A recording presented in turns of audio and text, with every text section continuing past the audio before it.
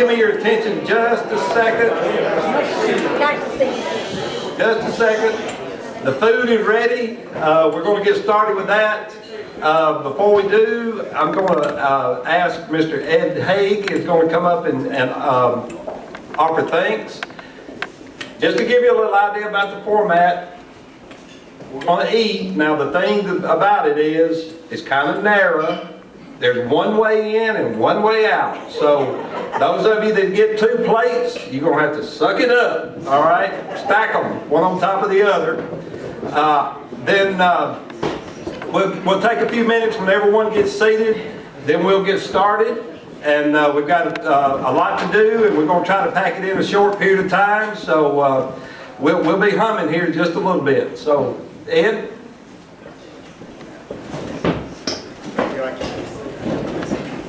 I look around the room, I see a lot of people I haven't seen in a long time. But it's so good to see everybody here. And I look around, the word that comes to my mind is legacy. The legacy that this gentleman here, that we're here to celebrate tonight. And let's just thank God for him and for the food that we're about to eat and for this opportunity, okay?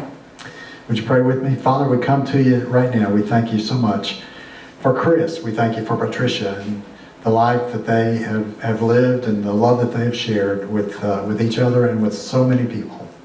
We thank you for your love for us. We thank you for the opportunity to celebrate his legacy tonight. Father, we thank you that we can partake of this food. We ask you to bless it to us, give us strength from it, give us direction and wisdom for the days that are ahead. In Jesus' name I pray, amen. All right, now don't be bashful. I do want to say this. To my right, your left, is kind of Chris' life as far as a golf professional. To my left, your right, some of the guys that know how to do this, and I don't even really know who to give credit to, but they recreated Florence Country Club. The cart shed, the whole bit. And so as you go through and you look, it's what? 13, number 13. I don't think I ever parked 13, but it was a good hole. But that's a recreation of Florence Country Club, and when you see it, if you played out there, I mean, you're going to recognize it to begin with. In the back where the food is, you'll see a PowerPoint that has the junior golfers, which is probably the most important to Chris, but that would be in the back where the food is. Okay, so Tom, some of y'all back there, Bill, you know, Steve Lee, Jeff, if y'all will lead us, and we'll just kind of go that way and get our food, okay? Thank you. Attention, we'll get started tonight. First of all, I want to thank everyone for being here. This is awesome, awesome. And we're all here for one reason, and that's to honor this gentleman sitting right here, Mr. Chris Burns. So,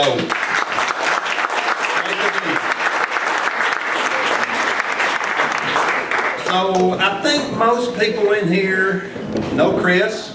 I think that they know a lot of his accomplishments. There may be some people who are not as familiar, not just with Chris, but just what all he's done in his life. But going back to 6 years old, and I'm not going to say, Chris, how many years ago that was, but maybe 50 years ago, Chris got started. 79 years ago, Chris got started in the game of golf. And he started with a job that young people probably don't know much about today, and that's shagging balls. So that's how he got his start. Now, I have Chris' resume, and if I read all of his accomplishments, I mean, we'd be here till in the morning. It's awesome what he's done and what he's accomplished, but I do want to say a few things. I don't know how many teachers, that's what I call Chris, as a teacher, that could say that they've had a male amateur champion, a female amateur champion, a boys amateur champion, a girls amateur champion in the state of Alabama. Alabama PGA Professional of the Year, 1968. Dixie Section Teacher of the Year, 1995. PGA Dixie Section Senior Golf Professional of the Year. PGA Dixie Section Bill Strasberg Award. Golf Magazine recognized him as one of the top teachers in the state. But beyond golf, Chris had an impact on our community with the work with the American Heart Association, which we're going to talk about just a little bit later. Even to the point to where he was Shoals Citizen of the Year in 2009. This guy, I mean, I think the word GOAT is thrown around a lot. This gentleman right here is a living legend, and we are honored to be in his presence. I can tell you that.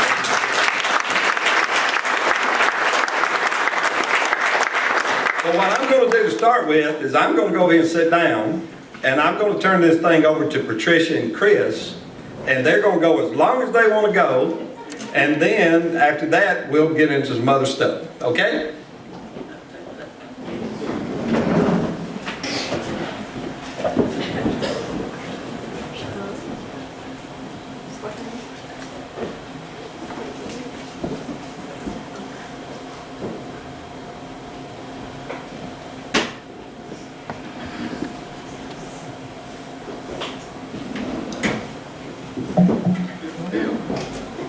Here we go.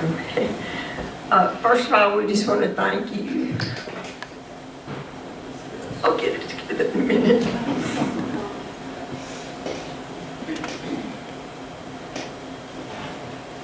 We just want to thank you for being here, and we just appreciate all these young men that have gotten through this together. You've meant a lot to us.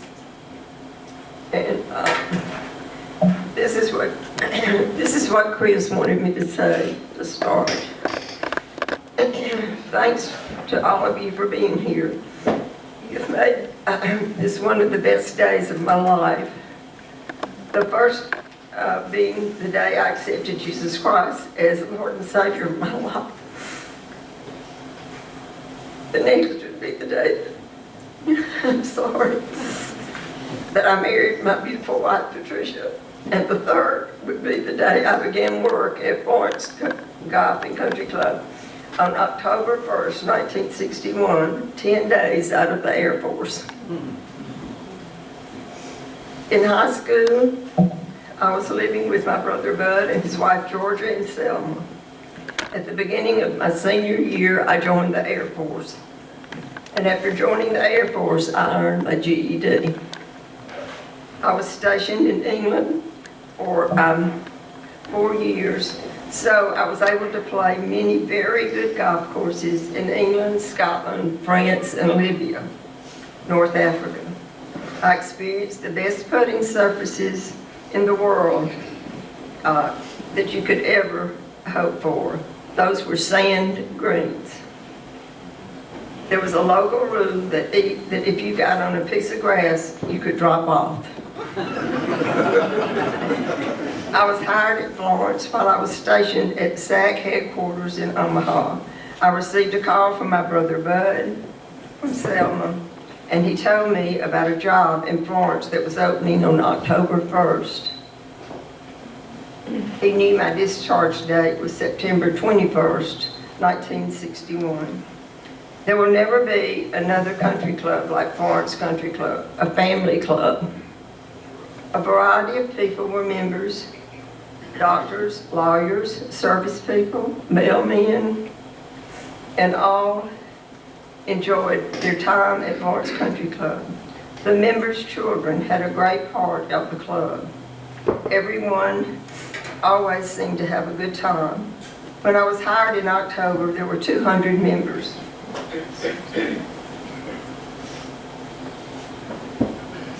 On December 23rd of that year, we had 98 members. The dues were $8 a month. I guess alcohol and reportedly slot machines kept us open. I considered re-enlisting in the Air Force, but decided to stay a little longer. I started to work on the back nine in 1962 with 2 men and a farm tractor. The back nine opened in May of 1965 and was the first 18-hole course in Florence. In 1969, I hired Bill Hyde as my assistant, as I would have more time to work with junior golfers. In 1972, after one clinic with the girls, the president of the Alabama Women's Golf Association called me and asked if I had any girl golfers. I replied, no.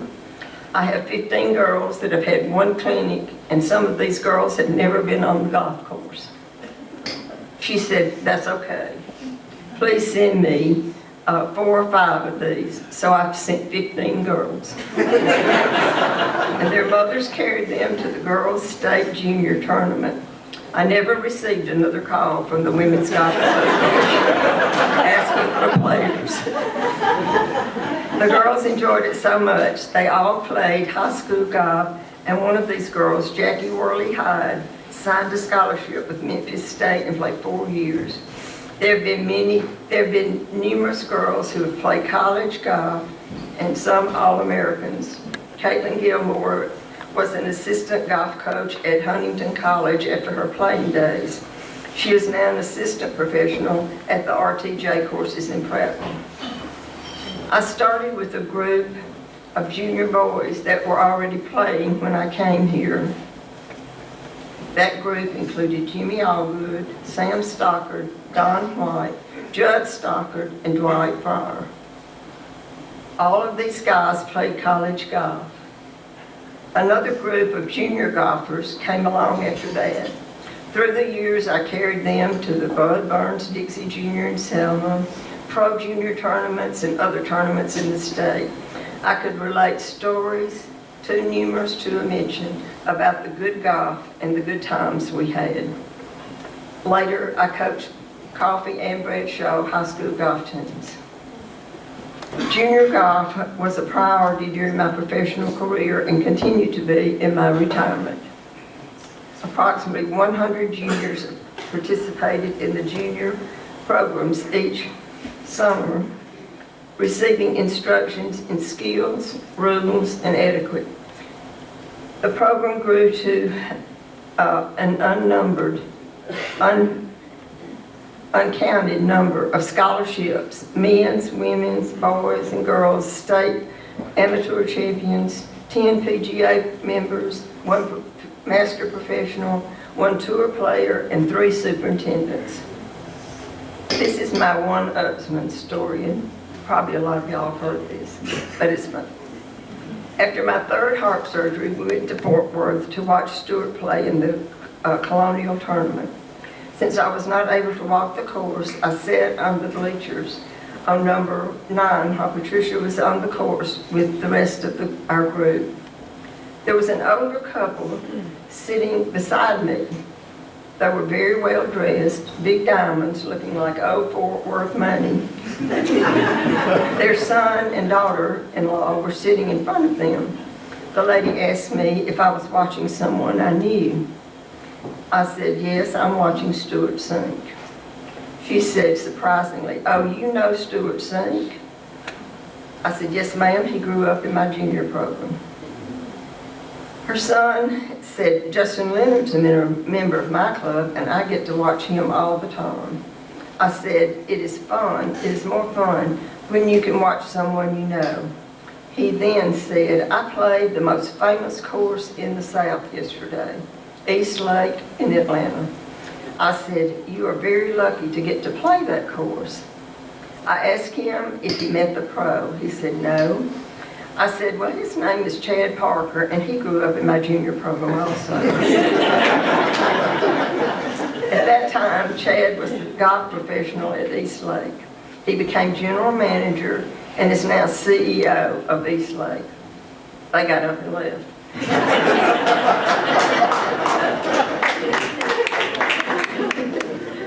I would like to say a few words why I think junior golf is so important.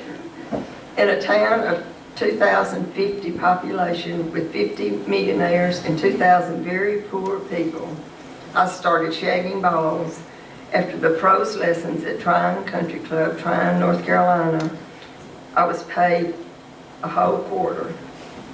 When I was about 12 years old, Tryon Country Club hired a new pro, Ted Fox. He was the first pro I knew who took an interest in the caddies.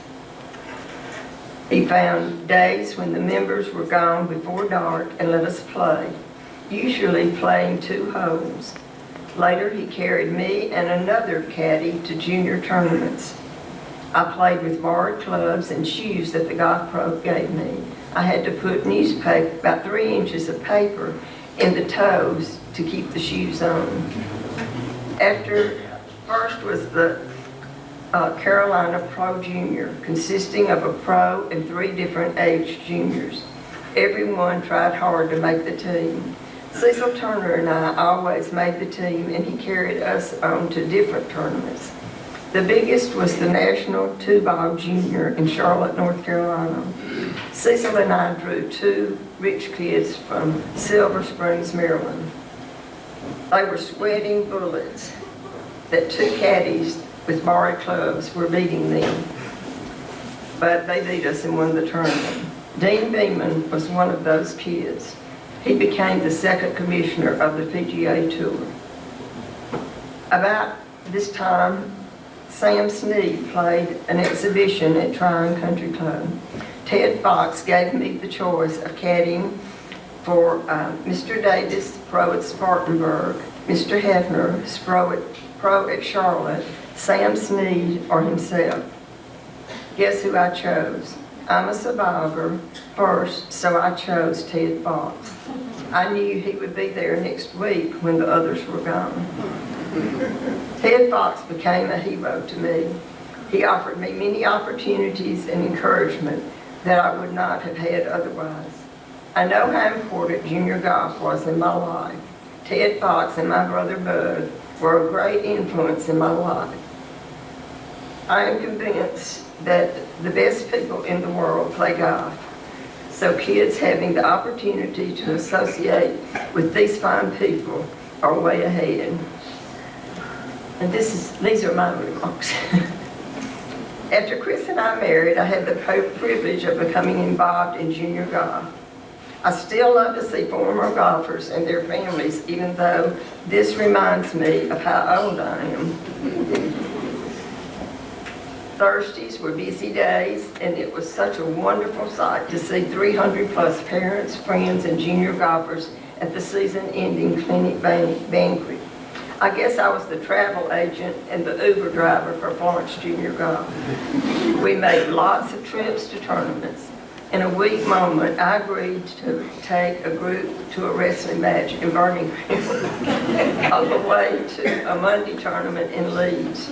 That was my first and last wrestling match. It was a horrible experience. We got in there and I said, y'all, I'm scared of high places, so we can't sit up high. And first thing I know, they had me up in the top, and Lee was jumping over chairs. And I was about to have a stroke, but I finally got out of there. It seems there was always a tournament on my birthday. We usually ate pizza. Thank you to each one of you for the memories. The junior golfers at Florence Country Club have been a blessing to Patricia and to me. We appreciate parents entrusting their children to us and their continued love and support. Thank you to those who have worked tirelessly to make this evening possible and establishing a foundation to give young people an opportunity to participate in golf. We look forward to the opportunities that the foundation will provide young people in our community. God bless each of you. We love you.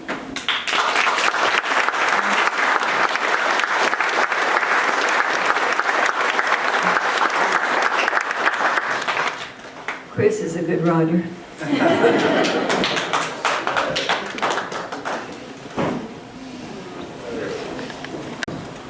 Well, it doesn't get any better when something comes from the heart, and that did. Okay, so we're gonna just give you a heads up in just a few minutes. Anyone that wants to say anything, it can be 10 seconds. It can't be over 2.5 minutes, except Bill High. We've given him a waiver, all right? But other than that, if you want to gather your thoughts and you have anything you want to say, then we would love for you to do that, okay? I mean, the floor will be open, and just, you know, whatever's on your heart, we'd love to hear it. Now, there's some people who could not be here for various reasons, but they did make the effort to send either an email, or I gave Patricia a letter. So I'm going to kind of kick that off, and we're only going to have, I think it's 3 of them that tonight to read. So we're not going to do a lot of reading. We want people to speak from the heart, but these are important people. So the first came from Barbara and Johnny Allgood. Dear Patricia and Chris, first, our apology for not being able to be with you in person to enjoy and celebrate the wonderful recognition of your impact on the lives of so many golfers throughout the state and beyond. Second, a huge thank you to Lee Fowler and the other junior golfers for organizing this event. We really appreciate the great work they've done to organize everything and doing it while all can get together and enjoy. Now, a special thanks for the blessing of growing up at Florence Country Club with Chris as our golf professional. Chris, thank you for being our pro in capital letters, providing excellent golf instruction, but more importantly, teaching all of us junior golfers so many lifelong lessons of success: integrity, competitiveness, a strong work ethic, sportsmanship, self-control, and how to always be respectful of others. You used golf as a teaching tool in a way that has had a lasting impact on our family in so many ways during our life and the lives of our children. Thank you. In looking back over the past many years, many things come to mind, and we wanted to share just a few of our thoughts and experiences. I'm sure they may resonate with others. Number 1, Chris was an excellent golfer. He had a great love for the game. But without a doubt, he loved his junior golfers more. He was always available to help them when we asked for any tips, either a quick pro shop tip or a quick trip to the practice tee. Number 2, Chris was forever giving of his time. We all enjoyed the many golf trips you took us on to places that seemed as distant as juniors: Decatur, Huntsville, Gadsden, Selma, Panama City, Florida, and all in between. So much fun and so many great memories. Number 3, Chris was an excellent motivator, always providing positive comments to not only improve our swings, but equally important, to build our confidence. Number 4, Chris was a mother bear. Barbara commented Chris would have been #1 babysitter in North Alabama. I can attest to that. Parents just dropped us off at the club knowing Chris would look after us. And he did, giving lessons, organizing junior team competitions each week, with the winner of getting a new club special ball. So much fun and so important in nurturing our love for the game. Parents never worried as long as we were at Florence Country Club. Number 5, Chris was a mentor, always watching and always providing thoughtful advice or correction as the case required.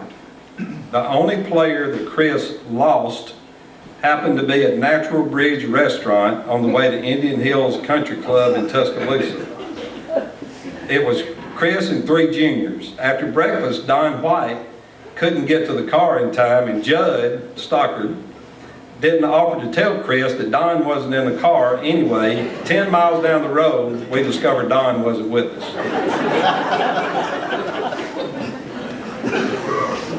On another occasion, now this is my favorite story.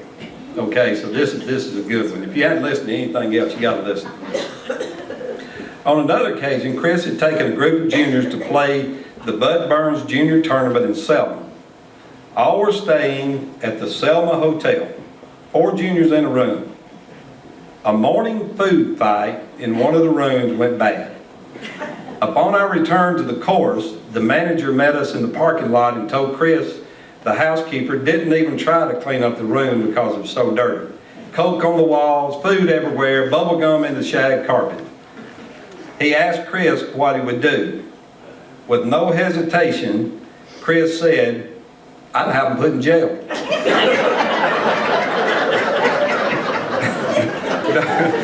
Don't know if it shocked us or the manager more. Anyway, the manager backtracked and everything was well.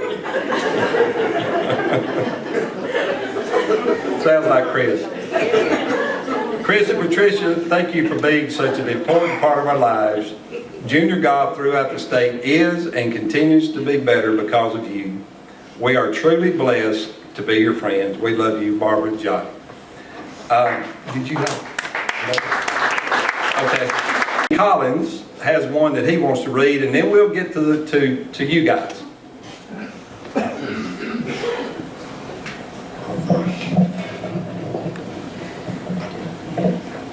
This is from Billy Ray and Nita Moore. They couldn't be here tonight. Chris and Patricia are more than friends. They are family to us, and we love them dearly. They have been an inspiration and an example to us over the years of what a happy marriage should look like. A marriage of devotion, love, and fulfillment by enjoying all the activities we can do together as a couple. Chris introduced both of us to the game of golf, which we have played and enjoyed together for over 40 years. He taught us both, but obviously did a much better job with Nita, as she has that classic Chris Burns swing that can be recognized easily. That swing that every junior golfer that came through his junior clinics possesses today. My swing is quite different, as Chris always kindly said he was just giving me Band-Aids to consider so I would attempt to play and enjoy decent golf. Long story short, Chris gave us the greatest gift a couple could receive by giving us the game of golf to play together as a married couple through the years. One quick Chris story. One day in the original Florence Country Club Pro Shop, as I was signing in, Chris picked up the binoculars, which we know, that he kept behind the counter to occasionally check out the activities on the course. He gasped and mumbled in the Chris Burns way, and it was clear something was not right. I asked what he saw, but he only stated that he would deal with it. A little while later, one of his junior golfers came into the pro shop with his carry bag over his shoulder. Chris quickly and quietly asked the youngster to come into his office. Once inside the office, I heard him kindly but strongly tell the young man to put his clubs in the corner where they would stay for 2 weeks. He would not be allowed to play again until he could assure Chris that he would never disrespect the game of golf again by throwing a club because he had hit a bad shot. I'm quite sure that young golfer never forgot that lesson and never threw another golf club again. I know I remember his words, and I have never been tempted to throw a golf club after one of my many bad shots. I would never want to disappoint Chris or disrespect the game. I too learned a very valuable lesson that day. Thank you so very much for all the fun that you have enabled so many to enjoy through the game of golf. We love you both, Billy Ray and Nita.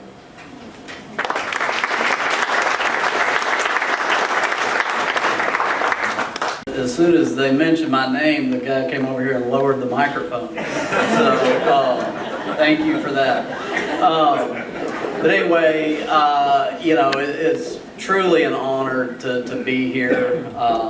You know, so many thoughts and stories You know, and seeing everybody here, people that I haven't seen in years, some people I still see, you know, and that are good friends today. You know, the story Patricia was just talking about throwing clubs, obviously that was not about my dad, if anybody knows anything about that. But I do remember it reminded me on number 9 one time playing, and I didn't really know he had binoculars. Maybe, but I did know about, you know, the integrity of the game, respecting that, and anyway, I was on number 9. You know, it's like a hot summer day, and I think I was hitting a 3-wood from, you know, the fairway, you know, like 100 yards out or something. But anyway, it slipped out of my hands, you know, and my parents happened to be on the balcony watching, you know, and it slipped out of my hands, and I'm going, oh God, you know, I didn't mean to, you know. My dad was probably going, that a boy, you know. But anyway, I mean, there are just so many memories, so many great stories, you know. But I am just so grateful and thankful for both of you. You know, I mean, you guys had a huge impact and still do on my life, and gosh, I mean, anyway, I've got a letter from Mr. and Mrs. Rob and Ann Sink, and it's funny because I was reading the letter, and one of the stories she talks about, my dad has told me the story for years, and I was reading this letter today, and I thought, oh my gosh, you know, isn't that something? You know, he must have been in the pro shop. But anyway, this is how it goes. It says, our family has so much to be thankful for. We've watched childhood dreams come true right before our eyes, and along with those beautifully fulfilled dreams came a multitude of blessings. Chris and Patricia, you are among those blessings. When Stuart was just starting out in golf, Chris recognized something special in him. His dad and I were obviously proud of his talents and were thrilled at the things he was accomplishing at such an early age. But we didn't have the background or resume to know or realize how exceptional Stuart's talents was. Chris knew. He also knew how easily it could go awry. Throughout Stuart's early development into his teens, Chris made sure to keep him close and to guide him when it was called for. Chris didn't do a lot of finagling with Stuart's golf swing. He let him learn by playing. That kept it fun, but also developed a drive in him to get better and better. Chris had some lessons for me also. He continually reminded me of how important it was to invest in Stuart's talent. He made sure we were focused on giving him every chance to be a part of the top-notch college program. He'd say every dollar you spend on taking him to tournaments is an investment in his college education. By the time Stuart was 14, that became a very real scenario. Every college coach in the country was looking at him. Eventually, Georgia Tech would be his choice. I love listening to Chris's stories. They're always utterly engrossing, and often they're accompanied by a groan or two from Patricia as she just shakes her head. I recall a Chris Burns story that he probably doesn't remember. One day I walked in the pro shop after a round of golf. Chris was on the phone behind the counter. Now this was in the day of those newfangled phone menus that replaced live operators. Choose 2 for shoes, choose 3 for men's clothing, etc. I think he was calling Titleist to place an order. When I walked in, he was repeating quite loudly in his best southern twang, 9, 9, 9. Now, Chris was pronouncing the southern version of 9, and the machine couldn't quite get it. He finally slammed the phone down, expelled a few choice words, and said, if you can't understand American English, I won't be ordering from you anymore. He was beet red. We won't talk about his extraordinary patience here. Chris and Patricia, you mean the world to us, best friends forever. I wish we could be there tonight to reminisce with all of you. Love you both. We're going to, again, we're going to open the floor up in just a second, but we have some people who have already kind of said that they would like to say something. We're going to start with one of Chris' more recent students. This young lady is from Athens, Alabama, and Chris, I hear she's pretty awesome. She's pretty awesome. So, Adeline Pike.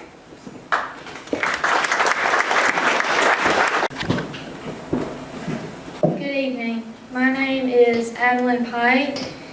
Chris and Patricia call me Squirrel, and so can you all if you like.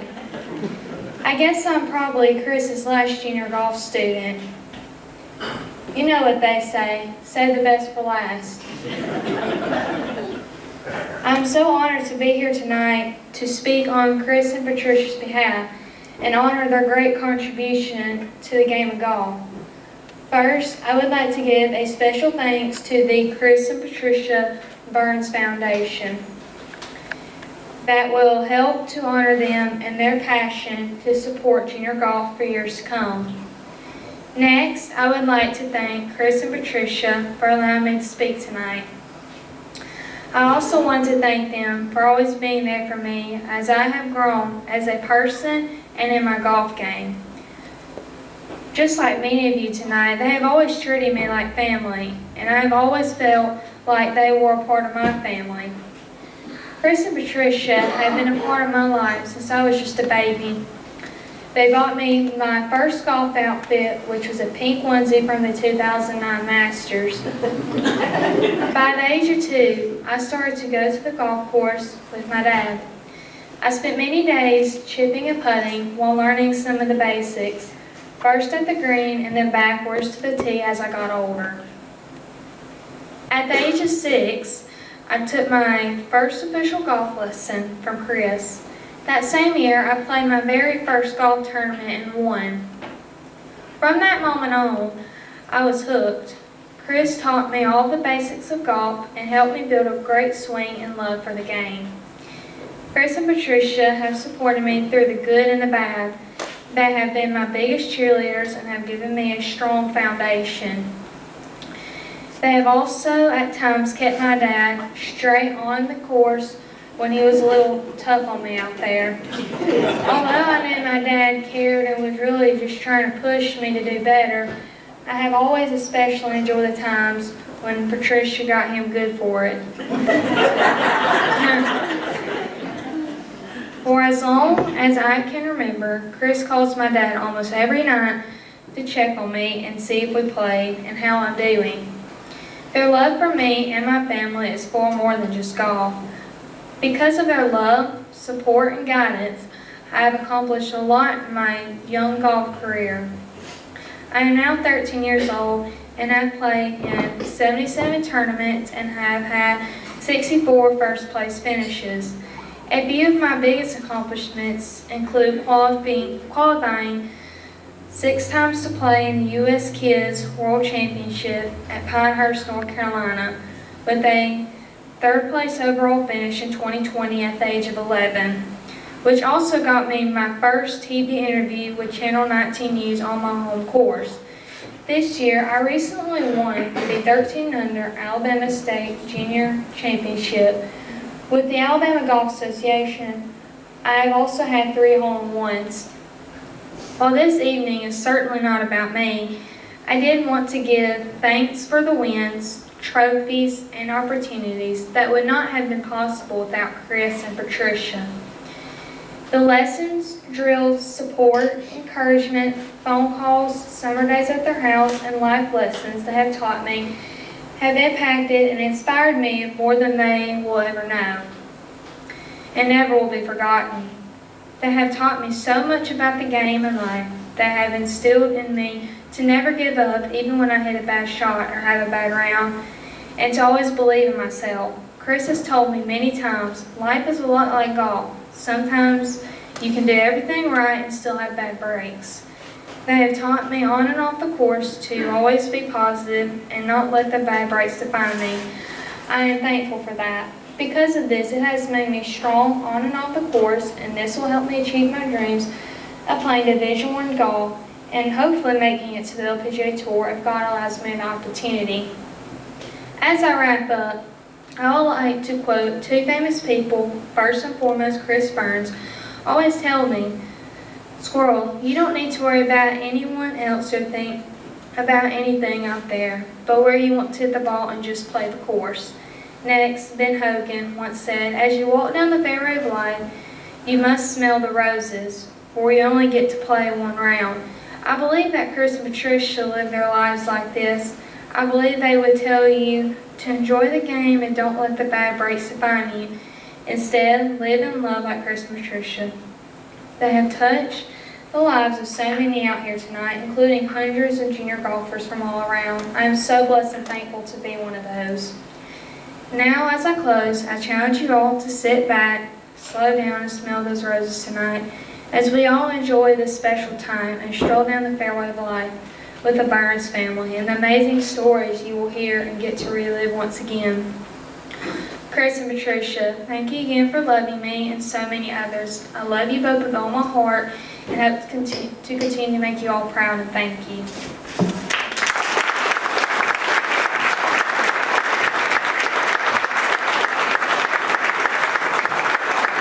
And you probably don't realize this now, but you have a connection with so many people in this room, and you don't know it. But you know, even people that even in their 60s, that this gentleman has taught. It's awesome. Thank you. I'm a little bit jealous because I didn't get that opportunity to have a golf lesson from Chris. I asked him one time. But before I tell the story, I've got to say this. Most of my golf shoes came from Ezell's in Rogersville. So Ezell's, it was $15 for a pair of golf shoes, and you know, they were $15 golf shoes. So I go in the pro shop one time and I said, Chris, I need a lesson. He said, what's wrong? I said, I'm hitting it everywhere. Well, all these guys back here is going to say, well, he always hit it everywhere. So that's the way it was. He said, well, let me see you swing. So I grabbed an 8-iron and I did a swing, and he said, your swing's okay, save your money and go buy you some golf shoes. So I didn't get that out. I didn't get that lesson, but good for you. I'm glad you got that knowledge. Okay, so Chris, again, I kind of said this in the opening remarks, but I want to kind of re-emphasize. Let's pull back from junior golf just a second. I don't think that probably a lot of us, and I'm going to put myself in that position. I don't think a lot of us understood Chris Burns' impact on Florence, Alabama. One being the American Heart Association. I was talking with Bill Hunt earlier about it, to the point where Chris, in 2010, was named the philanthropist, pretty good for me, philanthropist of the year by the American Heart Association. That's awesome. A lot of money raised. But I'm not going to talk about that anymore. I'm going to call on Jerica Whittle, and she's going to come up and talk about that part of Chris' life.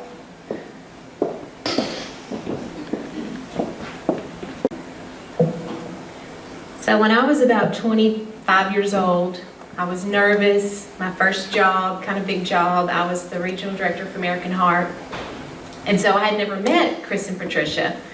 And prior to it, a couple of people have been like, you know, just going to kind of forewarn you before your meeting. He can be a little blunt, you know, he can say certain things. So just want to kind of prepare you what to, you know, in your meeting. And I was all like nervous, like, what on earth are y'all talking about? And I knew nothing about golf at this point, and nothing really about the heart and about them. And I went to this lunch meeting and left there. These are the most precious people I have ever met in my life. They made my job so easy. They planned the most amazing tournament, had the most people surrounding them. I mean, I laugh sometimes, Gary Baker would bring out the I Swear group, and we had famous people play in, and the money was insane that was raised. We would plan more and more people coming to perform, and it was just tons. I mean, I don't even know the number, but we're talking hundreds of thousands of dollars that were raised over the time for the American Heart Association. This tournament was part of Bill and Sandra Hunt's family, and it all went back to the American Heart Association. It continued to grow more, even to where it became like social events, raising money. He was very involved in the cardiac program at the hospital. The list goes on what he gave back to the community from the American Heart standpoint and the difference he made in the community for people each and every day. At that time, I had a 5-year-old son, and he would tag along sometimes to the Florence Country Club with me, and they were like, who's this? And this is Zaid. And so that's kind of where it all she wrote for how we really became part of their life and family for many, many years. They kind of took Zaid under their wing, as I'm sure you're going to hear a lot of stories tonight and have heard so far, but he went everywhere from them. He actually could not be here tonight, so he sent something for me to read, but just a huge part of our family and things that they did in our life and affected Zaid's life. And it just, hearing these stories, I mean, it just amazes me all that they've done, but I was able to see it the last 20 years firsthand, how they gave back to these junior golfers, to these families, to the schools. A lot of you may not be aware, but the Laurie Burns tournament, it was a huge impact. Every high school coach would come together and they would plan their tournaments. All the money went back to those schools. It was a huge benefit for those schools. They raised thousands of dollars. These players were playing with Pro V1s and having golf gear and equipment that was just unbelievable. But that was another piece that they did in the community. And it just, the list goes on, and I'm excited to hear so many stories tonight. But I'll read y'all really quick. My son Zaid, who couldn't be here tonight, that they were part of his life for almost 20 years. Hey, this is Zaid, and unfortunately my family and I are stuck up north in a snowstorm and unable to make it. They're part of the 14,000 people not able to get out of a flight. I've had so much I could say about Chris and Patricia Burns and junior golf, but the best way I can put it is the junior golf program and Mr. and Miss Burns shaped me into the person I am today. It's crazy to me how I can't even remember things that happened last week. But I remember very clearly all those long days out at Florence Country Club. Golf to me is more than a sport. It has taught me the art of patience, and along with patience came manners. Mr. Burns taught me so much about integrity. I am thankful to have had the Burnses in my life, who I refer to as my second parents. They guided me and watched over me and taught me this beautiful game we call golf. I will forever cherish the many golf trips we took, including Hot Selma, and the bus rides to the Masters, and so many more. I can't tell you how many hours I stood in front of my mirror, bringing the golf club to my chest and rotating. That right there was the best golf swing out there, and it was taught to us all by Mr. Burns himself. I now have a child of my own, who I will carry on the legacy of Mr. Burns and everything he taught me so well. I love y'all, and I'm blessed to have y'all in my life. So I just thank you so much as a parent, what y'all both did for my children, even my Canute, Buttermilk Biscuit, and even Rainey, who still has Bonnie in her bedroom. But I thank you so much, and we love you from the bottom of our heart.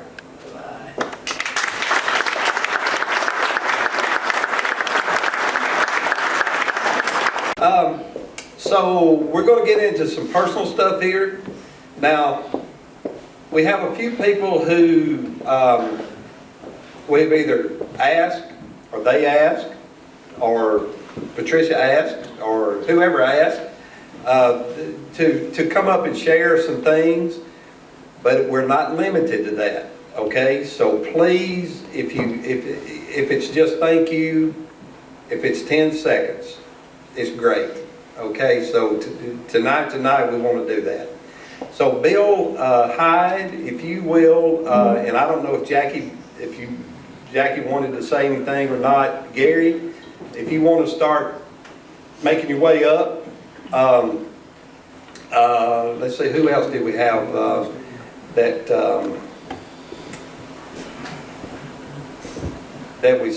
I talked to? Who else was it? Okay, let's start with these two. All right, we'll go from there. I'll remember. We're all aware that Chris has got many, many major accomplishments And there's probably a third of the group in here that's worked for him in the pro shop. Y'all were all good help. But I think Chris's greatest accomplishment and his best helper ever is sitting right here in front of him. And I guarantee you, Chris is great as that right there. And Chris is the greatest thing that's probably ever happened to Chris and the rest of us. So Chris has always been fun to be around since the very beginning of my whole childhood, which he had to put up with me for a long time, way long. Sorry about that.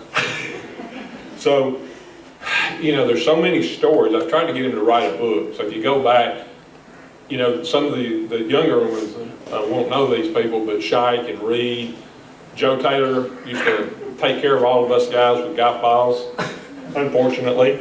But one of the early things we should all learn as junior golfers, the ones that were going to the tournaments and spending a lot of time with Chris, do not ever gamble with him, okay? So you've heard him talk about going to the Dixie Junior in Selma. So every year we go to the Dixie Junior. It took us a couple of years to learn this, but Chris would always bet us a quarter. You know, and truth be known, if he'd have collected on all these quarters over the years, he could have retired 10 years earlier. But for example, on the way to Selma, there's a road with a bridge in the middle of it, and you can see about a mile on both sides of the road, so a straight shot. So he would bet us all, you know, I'll bet y'all a quarter we pass the car before we get to that bridge. Well, that's a no-brainer because we could see forever. So he'd go up the bridge, and we're all excited, getting ready to collect our quarters, and he'd stop at the bridge. Sometimes we'd wait 3 minutes, sometimes it might be 15, but he waited for a car to come by, and he would win that bet. So that was pretty good. And I learned a little, but not enough.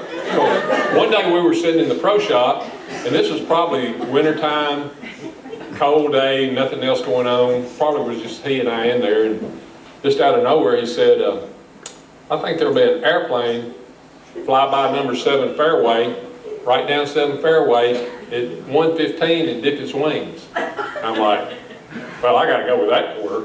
You know, that's a safe bet. So it's probably about 12:30 when he said that. So I was anxious and, you know, waiting around for 1:15. I kept looking at my watch and nothing was happening.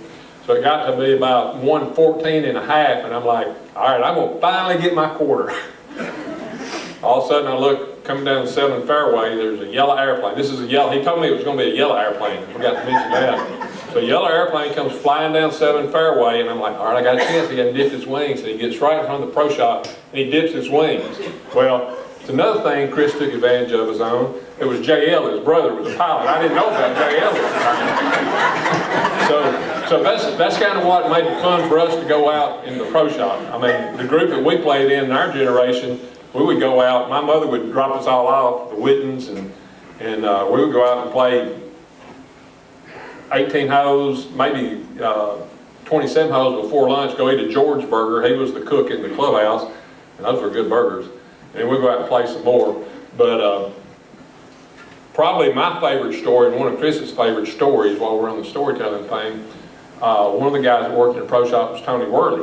And one day we were in there, and there was a wasp on the window, and the ones that remember the old pro shop, it had those glasses out there that went towards your parking lot. And Chris parked that 65 Chevelle out there, and he always left the windows down, but it had a hole in the floorboard. You could, you know, almost like Fred Flintstone if you wanted to. If it rained, I'd say, I'm going to go roll your windows up, and said, no, leave them down, it needs to be washed out. So anyway, so we call this the Tony and the Wasp story. So there was a wasp on there flying around on that window, and it's when we had that big octagon table in there. And Chris said, Tony, go kill that wasp. So Tony walked over there to the window and got a magazine off that table, and he walked up and he snuck up on that window, got ready, and in the meantime, Chris had snuck around behind him. Tony reared back, and Chris went, Tony, bam! And he knocked that wasp out on that green Chevelle, all the way out through the window on the green Chevelle. So that was pretty good. Chris was always psychic. I mean, you know, I've told you how I lost my quarters. Well, sometimes it didn't even have to, he didn't have to kind of, you know, fudge it a little bit. It was one day in the winter again, and he said, I bet you there's going to be a yellow butterfly fly by. I hadn't seen a butterfly in a year. And sure enough, here comes this yellow butterfly. But he was also psychic with people who'd come in, you know, and he'd say, I can tell you what y'all shot on the front. And they say, no, you can't. So, but 9 times out of 10, he nailed that. So it was pretty impressive to watch him do all that. So it was just fun to hang out with Chris all that time. But everybody's talked about the clinic, and Johnny and Patricia saved you, Ike. Where'd you go, Ike? So saved you on your time thing, so because they covered a lot of stuff I was going to cover. But all these junior clinics, when we started the junior clinics, we had like, what, 15 the first year? And then I was working in other areas, but the last couple of years he had it, I think it was, Jackie helped one year, and I think it was 135 people in the clinic, boys and girls. It's amazing. And what's really amazing, in this day, it's unheard of, Chris never charged for the clinics. If you go now to a junior clinic, it costs you $100 a piece. Chris's clinics were always free, and there's no telling how much money he spent. He could have used those quarters to give away the club specials that Johnny was talking about. But it was amazing to see what he did. I want to touch base on one thing that I haven't heard anybody mention.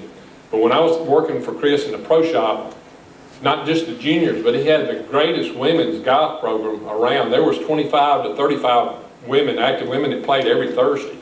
And I've been around a lot of places all over, the country, and they're just not that kind of women play golf. Now you go out to some of these courses on a Women's Day and you see 5 golfers that all played. But Chris promoted not just junior golf, but he promoted golf, all over. So Chris was a teacher. We talked about that, not just in golf, but in life. I learned so much from this man. It's unbelievable.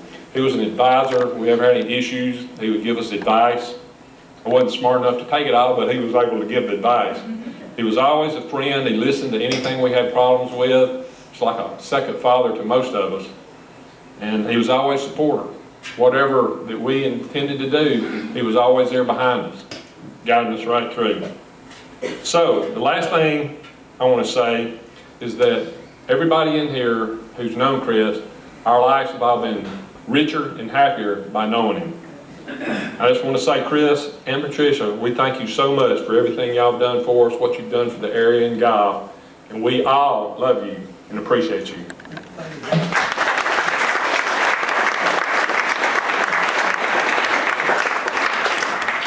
I believe 18 years old, and he had called me.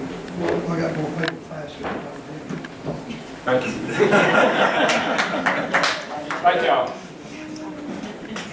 I want to say we have a family gathering tonight, and I told him that he'd have to wait to change the night, because when Lee sent me that email, I knew this was the place I wanted to be. So, and it's so good to see a lot of faces I haven't seen, because Florence Country Club, for me, were some of the very, very, very best years of mine and my family's life.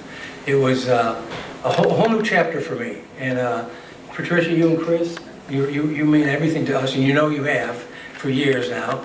And I'm so honored to be here, as long as we all are, and I'm anxious to become part of giving to this foundation that is so incredible. It's going to be exciting. I see a photo of my son Cole there. First thing Cole did when he got to the country club was set his clubs out there where we used to set them. He'd walk in, he'd walk behind the counter, and he'd grab Chris's leg. That's how he started his day at the club. I remember Casey, I remember you taking Cole under your wing, and helping him so much. And today, I'm proud to say that he's a very good golfer, actually, today. So he belongs to a country club and everything, down there. But I love Florence so much. I have so many things I could say about Chris, and I could talk for way too long. So I want to tell you couple funny things too. One time, well, let me just tell you this for a fact. I am Chris Burns' worst student, without question.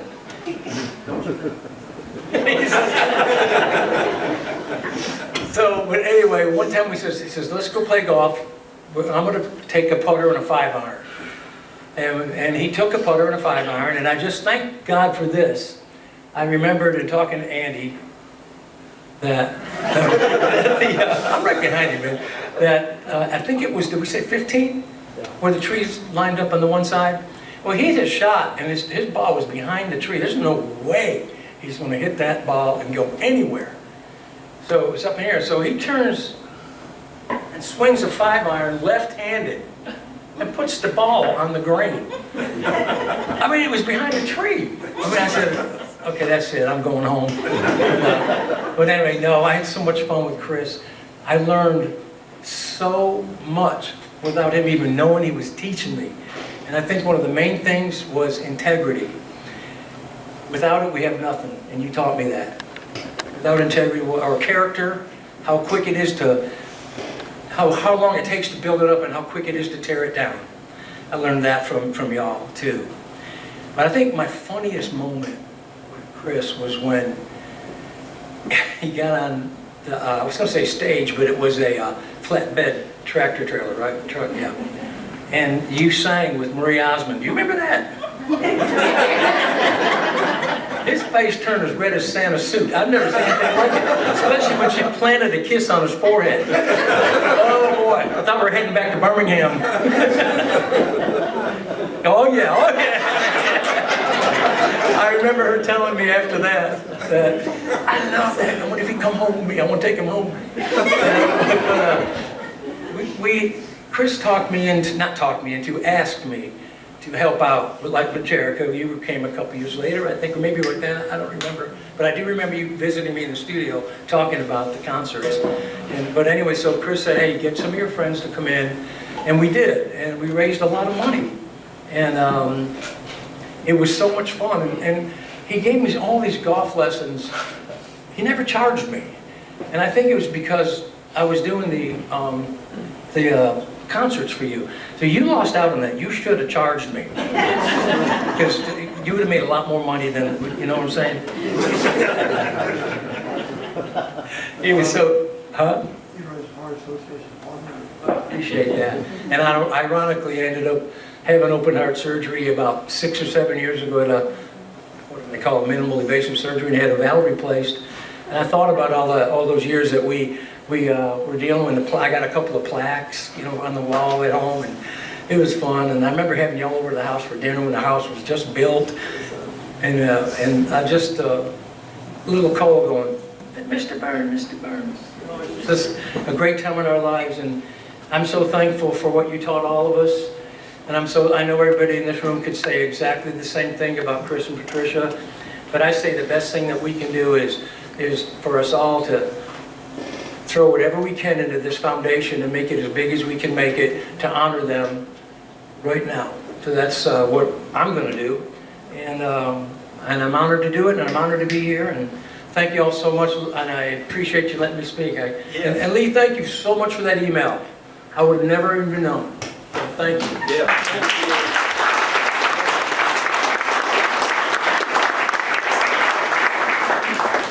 So we're going to have a couple of more that have kind of indicated that they wanted to come up. So first, I'm going with my wife, Anna. She's going to come up and maybe tell you a little bit about being a parent of a junior golfer.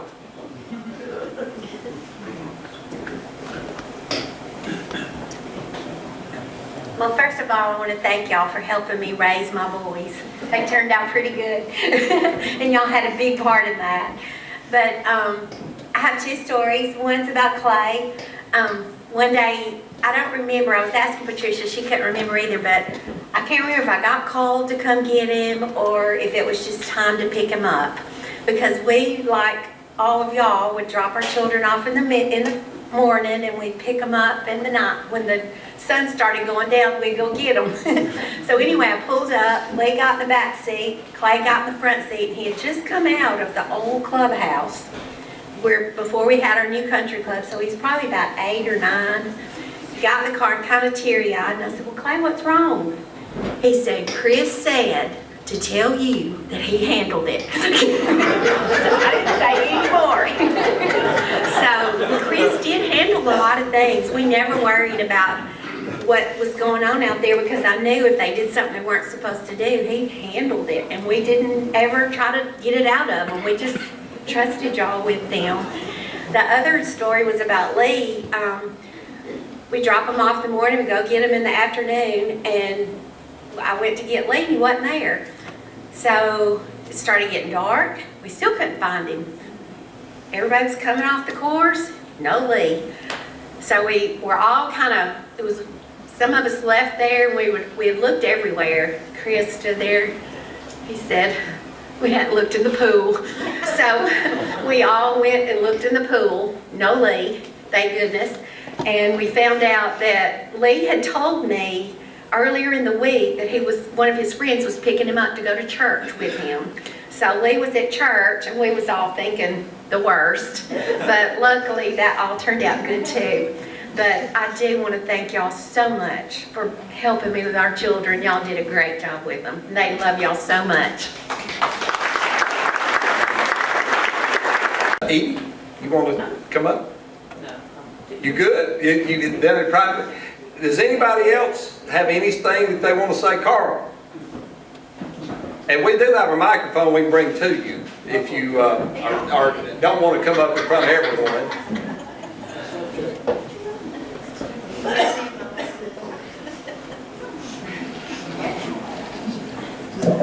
I'd just like to say what an honor it is to stand up here and talk about these two people.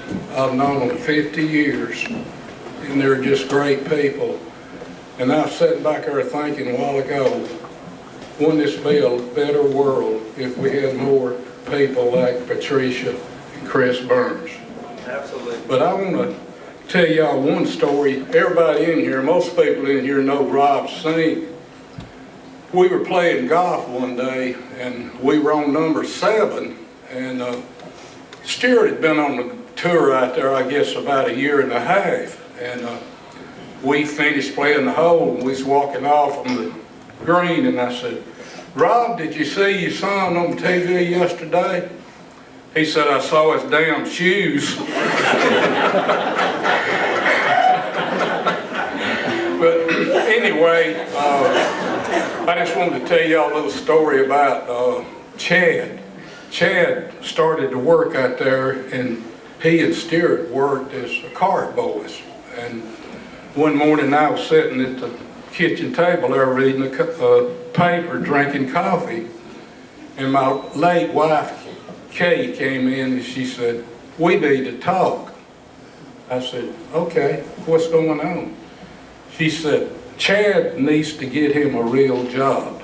He's going out there playing every day, and he needs to get him a job at a supermarket and learn how to work. And I said, well, Kay, let me tell you something. I can't tell you how many times Chris, I walked in the pro shop, and Chris sitting over there, Carl, had to get on your son today. Him and Stuart was out there goofing off, you know. So fast forward, Chad likes he's a senior in high school. He comes home one day and he said, Dad, Mom, I know what I want to do with my life. And we said, okay, what? He said, I want to go to Mississippi State, take golf course management, and be a golf pro like Chris Burns. And Kay's sitting over there, what does a mama know? You know. But anyway, you know, I just want to thank this man for what, not only what he's done for Chad, but just about everybody in this room. I mean, you and Patricia make the world a better place. And I love y'all. Thank you.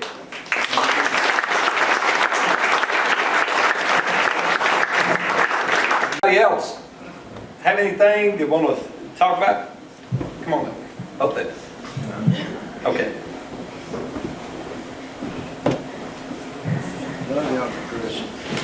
All right, I got the wrong memo today. I thought they said this was a roast. So I'll start with some of my friends. Johnny Allgood, playing junior golf, high school golf, and college golf with Johnny Allgood. I promise you, he didn't write that letter. His wife wrote that. And Bill Hyde, I think you and I went to PGA school together about 50 years ago, right? You hadn't changed a bit. Anyway, that didn't go over. But Chris was my favorite uncle. I had 6 uncles. And every day he would tell me, I'm your favorite uncle, right? And I said, Yes, that's right, but that's not right. I love all my uncles. My dad had four, there were 4 brothers. My mom, there were 2 of them, so. But you're up there at the top. And you're the only one left. Okay, you are my favorite uncle. You win. But some of the things Chris taught me in life. First off, he invited me to Florence for the first time. He said, come on, get in the car. It's about 10 o'clock at night. He said, get in the car, we got plenty of room. So I rode 220 miles on all the back roads in the back windshield of a Carmen Ghia. Anybody here old enough to remember Carmen Ghia? You couldn't put a suitcase in there, much less me.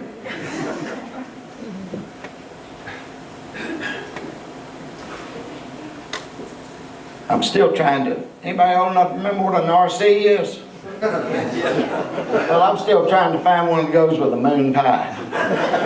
And there are none that go with a moon pie. And I can remember one year we were in Tryon, North Carolina at my grandparents' house. He said, let me show you where I go to school, where I went to school. So I said, okay, let's go. So we go up there and I said, there's a high school on top of the hill. I said, no, hell no, that's not it. I said, we were down by the railroad station. Said, that's it right there. And I said, you went to school there every day? He said, yeah. And I'm telling you, it was cold and it was uphill in both directions.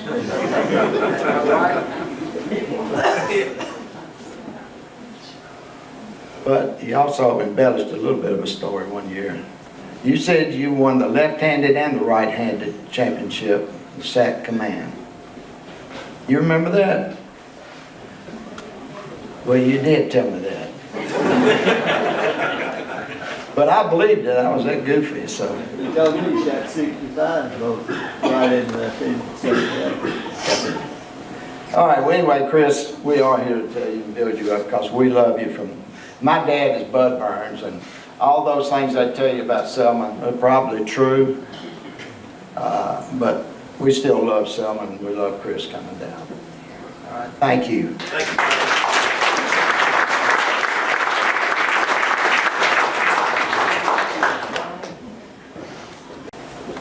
Got my 3-minute book here. Patricia gave me evidently a 30-second waiver there on the 3 minutes, but I'm Adeline's dad, Andy, and I'm fortunate to be here tonight and to have had Chris and Patricia in my life for a long time. I'm gonna try to do good with this and not do them a disservice by getting my message across. But I want to first of all thank the foundation for honoring their legacy and continued love and support for junior golf.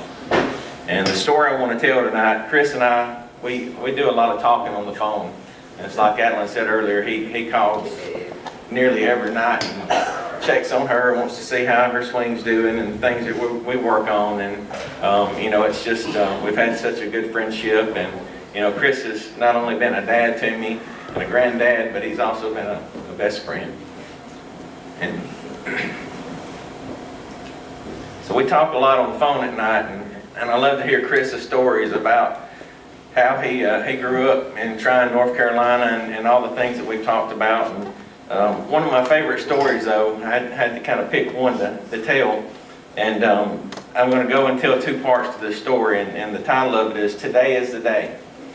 And Sunday morning I sat in church and I heard the pastor mention today is the day. And as I sat there and thought about that, in relevant terms, I knew he wasn't talking about Chris Burns or Florence Country Club or Mr. Beggs. But I knew that this was one of my favorite stories, and it was the one that I needed to share. And as I began to recall the story and some of the things that came to mind, it tied in perfectly with other things. Mr. Beggs lived in Florence and owned a furniture store and was a member at the Florence Country Club back in the mid to late 60s. Like many days on the golf course, a lot of stories get shared, both on and off the course and especially in the pro shop. And hole number 3 at Florence was a short par 5 with a lake hazard that had to be carried by a good second shot around 150 yards. And it's been good to really watch all these replays of the course and bring back all those memories. And I saw hole 3 earlier, and I thought that would be neat if that was up there when we were talking about this, but for the visual. But you had to carry a good second shot around 150 yards for most to have a chance to get on the green and clear the water. As you know, back in this time, clubs were still made of wood and steel shafts and old wound golf balls, much unlike the equipment that we have today with so much game improvement built into them. Subsequently, this was a bit more challenging for some people to get over in 2 shots. Well, Mr. Beggs was no exception, and would always tell Chris that he just couldn't get over the water in 2 shots. And this went on and on for some time, and literally became an obsession for Mr. Beggs. One day he came in and told Chris, you know, Chris, just one time before I die, I'd like to get over that water. And usually Mr. Beggs would always, when he got to the water, he would put down an old ball, because he didn't want to lose his good ball, because he knew there's a good chance he wasn't getting over the water.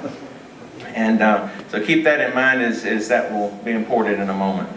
But as you know, the older we get, the more challenging the distance becomes, and for Mr. Beggs, that was an issue with getting over the water. One day Mr. Beggs is the first to come to the course very early in the morning. He actually beats Chris to the pro shop and getting there before he has a chance to open. And when Chris gets there and opens up, he says, "Burns, I had a dream last night." And Mr. Beggs was so excited because he had a dream the night before, and he heard a voice that said, "Today is the day." And for him, he knew what that meant because he'd been praying about getting over that water. So there was no doubt in Mr. Beggs' mind that he was going to conquer that challenge today and get over the water. Mr. Beggs headed out to the course, and all was well with his game through the first couple of holes. And then when he gets to the 3rd hole, he hits his tee shot, and he pulls it to the left to his disappointment.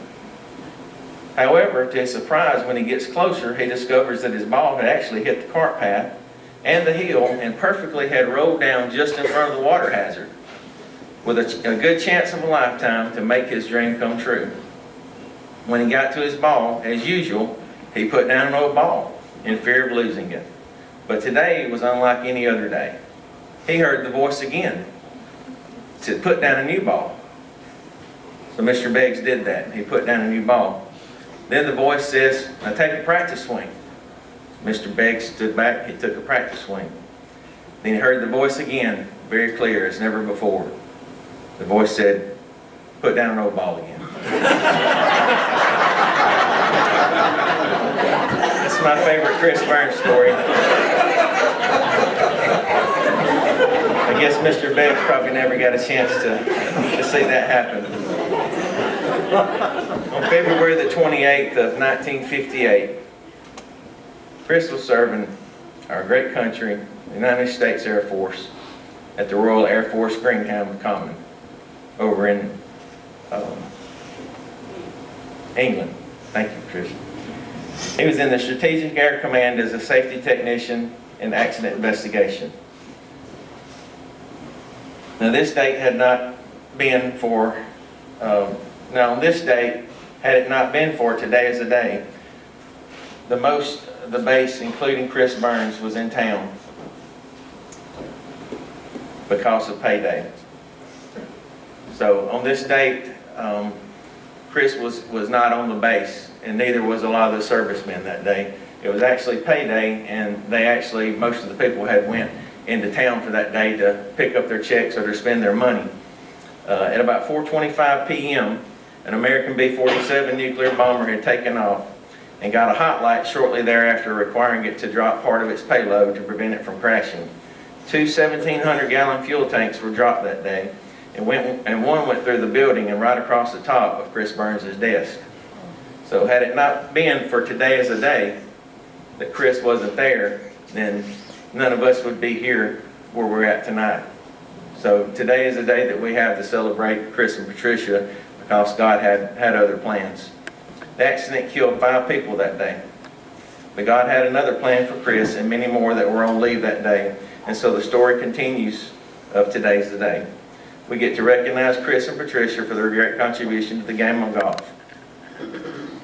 I'd like to say thank you to Chris and Patricia. And I'm going to try to do this quickly so that I can do it without getting upset because they mean so much to me. But thank you, Patricia, for showing my family love. The trips you made to watch Adeline play tournaments and to meet us for lessons were so special. Summer fun you allowed Adeline to have at your house, and for loving her the days that I would, as many of the parents here, when I would drop her off on my way to work and leave her for the day, and y'all would carry her to play golf and to give lessons and take her to lunch. And these are just a few. I could go on all night. But Chris, I want to thank you for teaching me the game of golf. And still a learning process. I'm better than I used to be, but don't get a chance to play as much anymore. But I was driving down the road one day, I'll never forget. This ain't in my notes, but it just come to mind. That I called Chris on the phone, and I've always had a real strong work ethic and wanted to work really hard, and I thought, you know, I can make it on tour. And I felt like, you know, that was something that I could do. And so I called Chris on the phone. I said, hey, what chance do I have? I'm willing to work. I'm willing to do whatever it takes. What chance do I have? He said, well, about 1 in a million. And I thought, so there's still a chance. For me, that was not a chance. But thank you for teaching me the game of golf and for helping me with Adeline and giving her a solid foundation and swing that she'll keep forever. The Chris Burns swing. For all the coach, the jokes, the stories, the hamburgers that we've shared on the golf course. For taking time to love my family as you love your own. And for not giving up in life. God had a plan for you, although you had it tough as a child. Those adversities made you who you are today and prepared you to guide so many. While my career path and training taught me mental toughness and hard work and perseverance, to never quit or to be satisfied and always keep pushing, you taught me an equally important set of qualities that must exist to complete the process, and that's encouragement. I will never forget that. Most of all, I'll never forget the stories shared each night as we've talked for hours at a time and all through the night loving, laughing, and telling stories and trying to solve the world's problems. I could go on all night, but I want you to know that I'm a better person, husband, and father for knowing you. Better golfer, too. Thank you for allowing me to mentor under you and for all that you have taught me as we continue to work with Adeline and her golf endeavors. I know you've been excited for this night, and it's so special for us to honor you and Patricia. And thank you for this opportunity. And I know that God still has some work for you to do. And thank you for the foundation for all of you guys that have put everything together. This is, you know, phenomenal. And I know that Chris and Patricia are so proud of that. Thank you.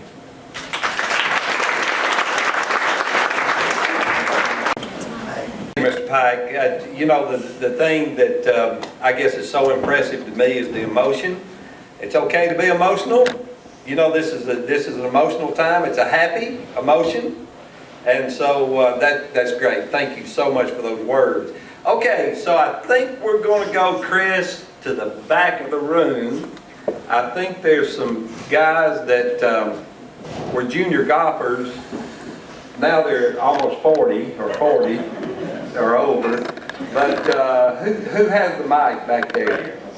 Stan's got it. Jonathan? Yeah. Jonathan Span, okay. Okay, I had a bad experience at our neighborhood Christmas party with a microphone. Being too close to the speakers or whatever. So, Mr. Burns, first I want to say thank you, like everyone else. I don't know what I would have done without golf. And you were the one that helped me with that. I come from a family of non-golfers. Nobody in my family plays. I just found a set of clubs in my grandma's garage. Kind of liked it. Asked mom and dad to help me get a lesson, or I wanted to get better. And so we looked up Chris Burns. And I was not a member at Florence Country Club. I did not join until '97. Whereas most of the people in here have known Chris their entire life. I was late to the party when it came to golf. But I'll never forget the first lesson that I ever got from Chris was McFarland, you know, because I wasn't a member. So I'm there and I'm about 13. Chris has got his bucket hat on and he comes walking up and he's a ping guy, in case you didn't know. And so he always had a ping club that he would carry with him to lessons. And he comes walking up and he's just kind of dragging along the ground and just like very dry. And I'm thinking to myself, he is banging a ping club on the ground. And like I've got Northwesterns, and I think I had a billy club from Sam's. And in my very first lesson, I will never forget that he told me to not hit driver and to hit 3-wood, and he taught me how to hook it. And that was a blessing and a curse, because it's hard to get rid of a hook. And a hook likes to run into the water, into the trees, and out of bounds.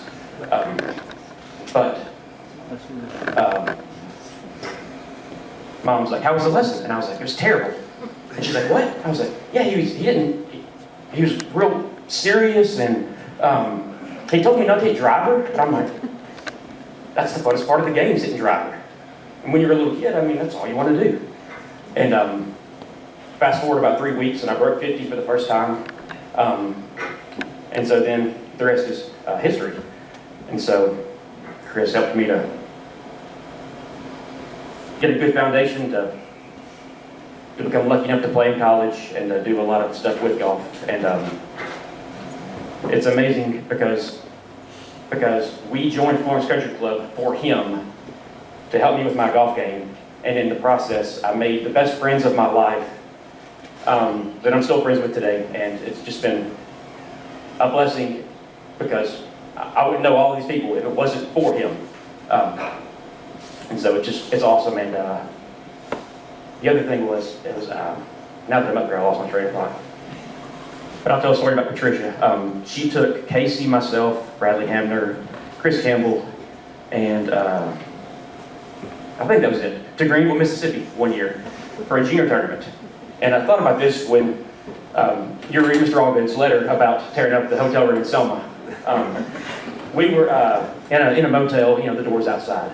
And so Chris Campbell and Bradley were chipping balls from the hotel floor to try to land it in the sink.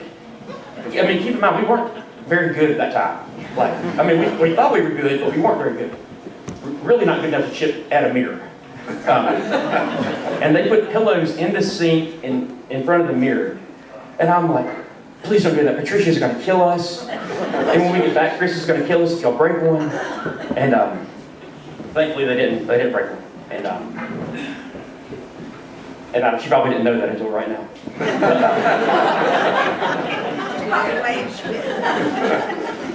Chris, you've been an impact on all of us, whether it's through golf or just in life, and we thank you. And you introduced golf to me for the most part, and the Lord has used golf to open up so many doors in my life, and that's ultimately because of you. So thank you, and we're glad to be here for you. So. Thank you, John. Okay, anyone else? Your partner for life there with Miss Patricia.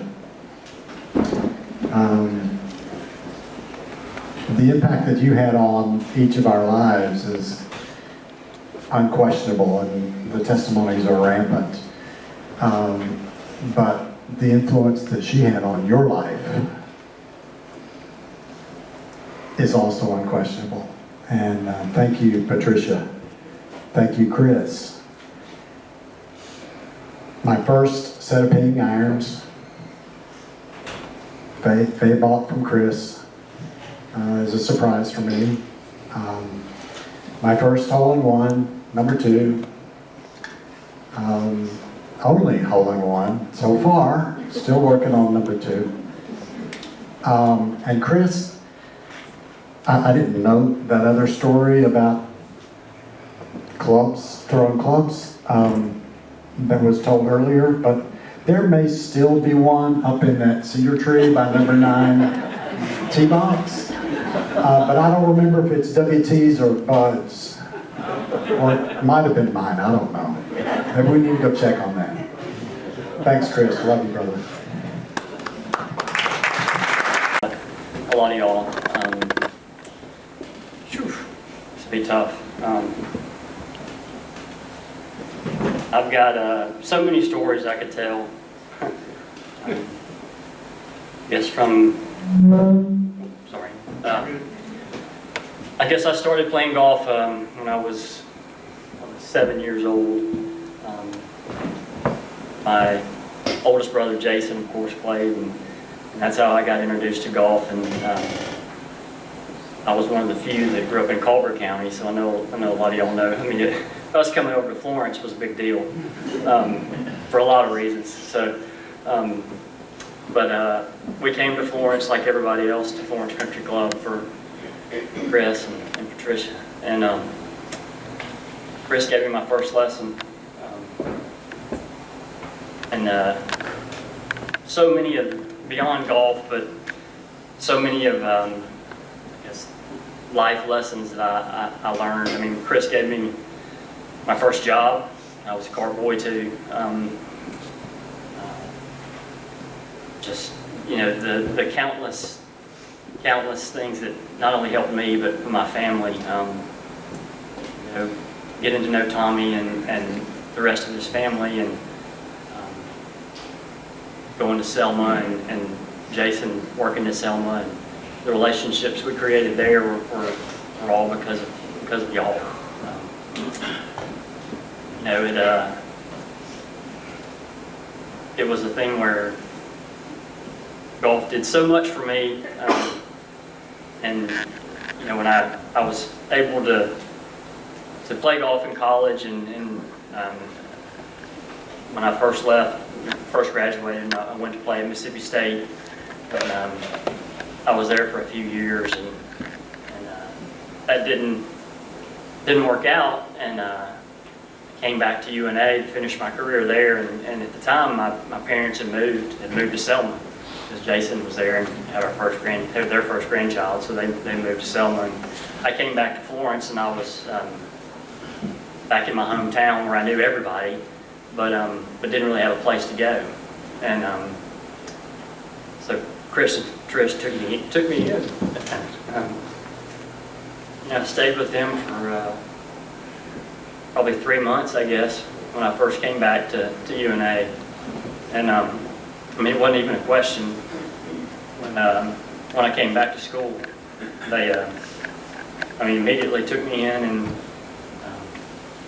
I knew Chris was. I mean, he and I had a great time hanging out together and watching TV and sports and golf every day. And I think Patricia sort of got tired of having a college kid in the house a little bit. You know, to Chris's, probably none didn't approve of it, but I did join a fraternity, and I was going through that whole process, and I knew every day I'd get out of class and come back to the house, and Trish would have lunch or dinner or everything, but I noticed my clothes were starting to get ironed, and you know, everything was pressed, and because she knew I had parties and stuff to go to that night, and I wasn't a member yet. I was still pledging, so I felt like she was trying to get me in so I could move into the fraternity house and get out of the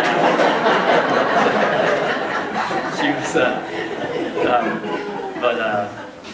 But you know, there's so many stories that you know, from the time I was the walks we would do every day after the course closed, and Chris would let us take one club, and we'd play 1, 2, 3, 16, 17, and 18. And he'd pick the club, and we'd have to hit different shots with that club on all those holes every day. And all the guys here did it, and we all did it together. And you know, that was what the crazy thing is, you know, is all these stories that I have and the blessing that y'all were on my life are the most amazing thing is that they're not unique. You know, y'all did that for so many people, and you know, I can't thank you enough, and you know, I'm so appreciative of y'all made me, you know, you were as big an influence on me as my parents. You taught me so much, and you know, made me the person I am today, honestly. And I can't thank you all enough, and I love you, and I really appreciate it. Thank you.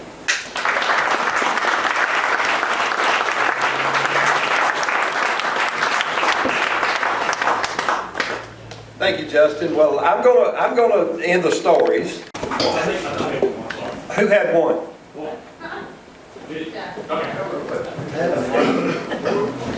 So many years, may not recognize me with the gray hairs that I've accumulated since then, but Jeff Wilson, and I was doing the math on the way up here. I spent from 1983 to 1993 in the junior golf program.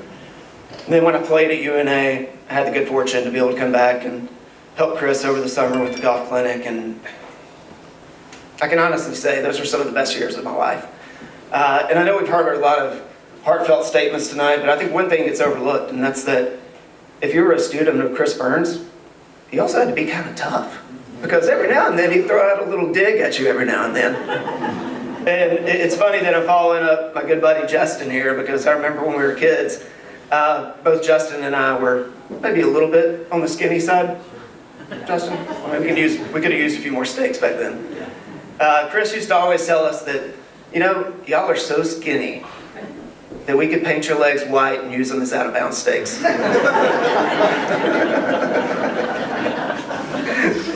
And those are just some of the fun things that I remember about growing up at Florence Country Club. I'm happy that my wife Christina and my two girls Chloe and Naomi are here. When I got the text message from Jonathan Span and then heard from Lee as well, I told Christina, I said, this is not negotiable. We live in Nashville, we're coming down, we are not going to miss this. And when I tried to explain the significance of my relationship with Chris and Patricia, I really got thinking about it, and that's that, you know, from the time I was 8 years old till the time I was 18, outside of my parents, I didn't spend any more time with other people than I did them. They were such a big influence on my life. So when I asked, you know, Christina was asking me, you know, what are you going to say? I said, you know, thank you. Thank you so much. Everything that I have right now with my family, it all ties back into the two of you. The game of golf has been so good to me throughout my life. It's helped me professionally, it's helped me to network. It's also helped me make lifelong friends. And for that, I thank y'all so much. And as Gary said earlier, let's get this foundation up and running. Let's do it. So I hope everybody can chip in and help. Thank you so much.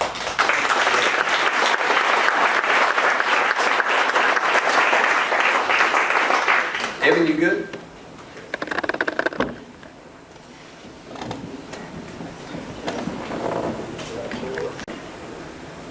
So everybody's been telling stories, good stories about you, Chris, and I had to come up and tell a story he already knows.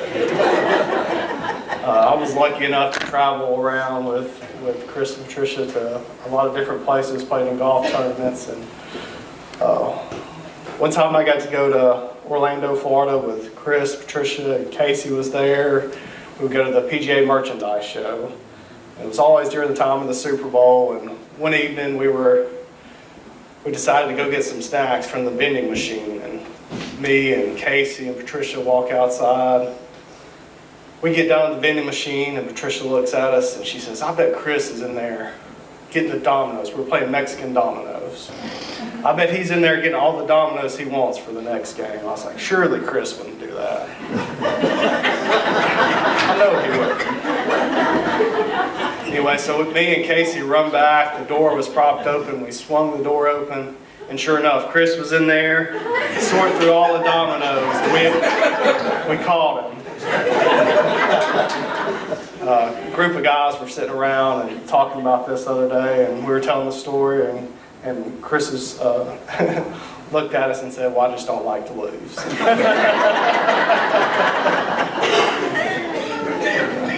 I just want to say that we love you so much, Chris and Patricia, and I also want to say thank you to Lee Fowler for doing this and starting the foundation.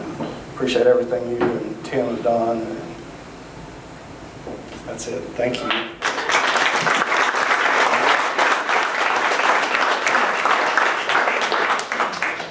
Okay, anyone else? All right, so I'm going to wrap the stories up. There's one thing that we haven't talked about tonight. Chris also ran a lot of tournaments at Florence Country Club.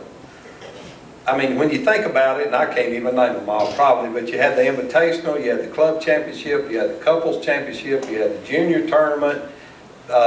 What else did we have? Member guest, father-son, father-daughter.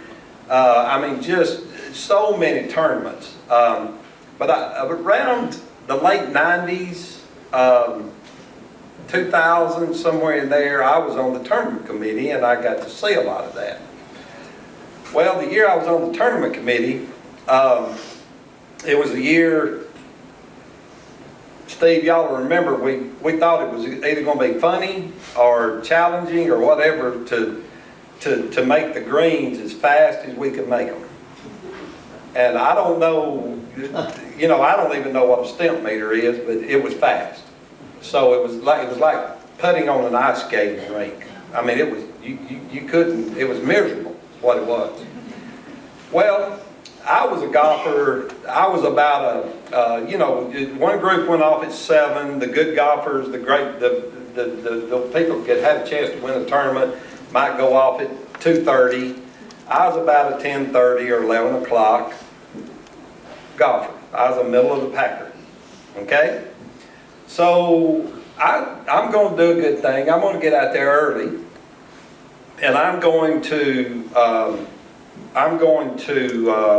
help any way I can. So the first group went off at 7.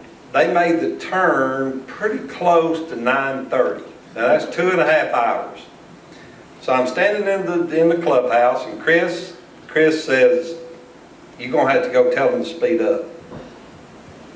I'm like, "Chris," he said, "you got to go tell them to speed up, and if they don't speed up, we're going to split them into 2 twosomes."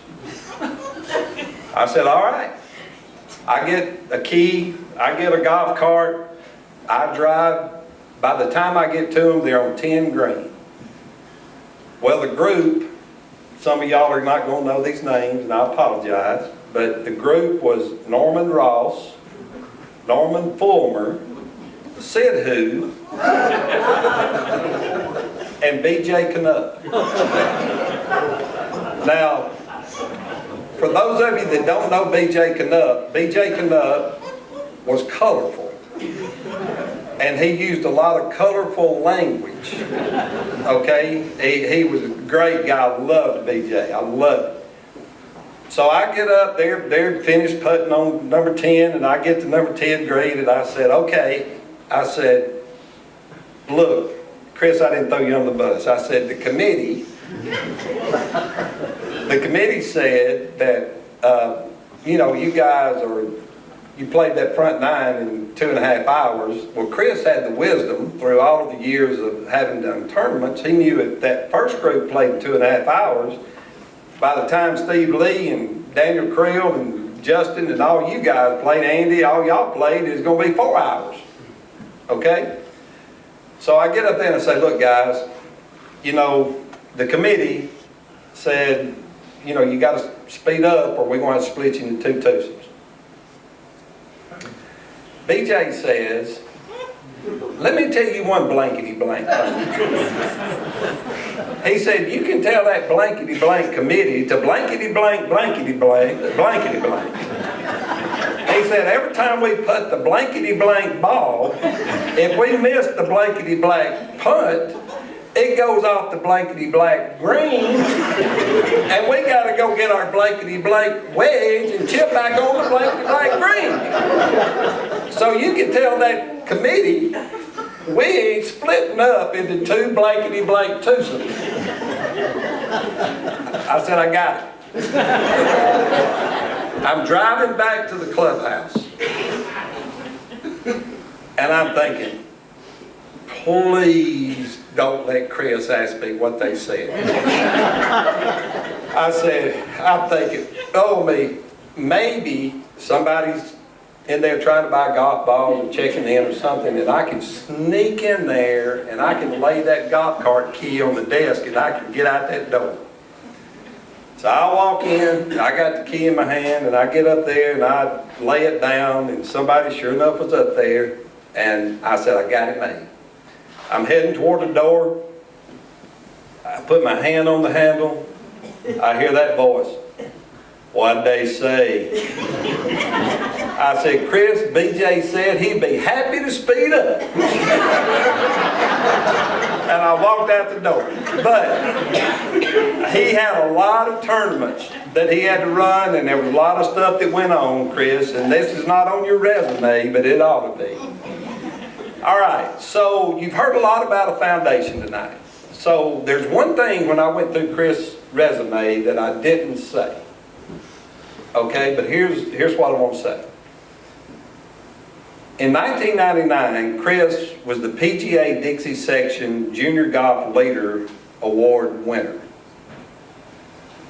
for outstanding contribution in the promotion and development of junior golf and for reflecting the ideals of those who work with youth. So I'm not going to say anything else more about the foundation. I'm going to turn it over to Lee, and I think some other guys are going to come up and say some things. But I think this is very important. I think it's important for a lot of reasons. But Lee, if you want to come on.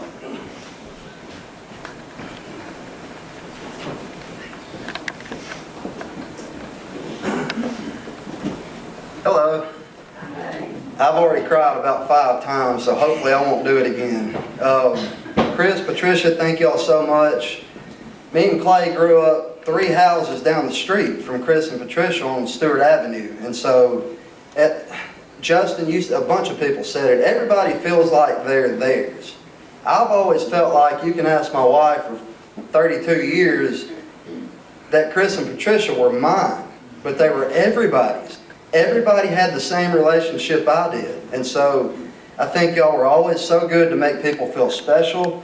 I think that a lot of the kids, I won't name names, some of them still play on TV, but we weren't the best kids. I mean, we did our best, and I think we tried to have manners, but a lot of us got off track along the way. And one thing I'll say about Chris and Patricia is that they never gave up on anybody. They hung in there with all of us. And so we love you, Chris. I can't say too much more about how special they are without getting long-winded, because I've got other things to say, but a couple of celebrities that Chris reminds me of. One is Nick Saban, because when you think of Coach Saban, I think that everybody, whether you're an Alabama or Auburn fan, you think about respect. You think about, you would never in your wildest dreams backtalk that man, and you would think that if he gave you advice, it's solid gold and you should take it. And so we've always looked at Chris and Patricia in that way. The other one is Bo Jackson.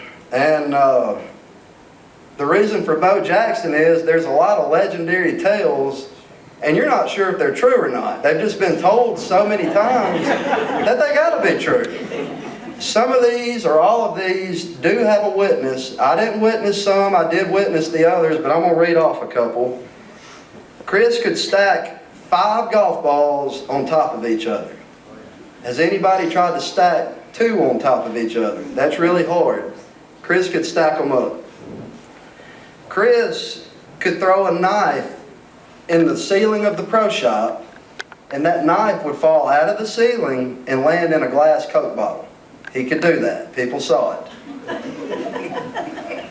Justin talked about us playing 1, 2, 3, 16, 17, and 18 at the end of the day. Well, if it was 4-iron day or 7-iron day, it didn't matter where your ball went. That's where we all hit from. Chris can spin a 4-iron out of a bunker.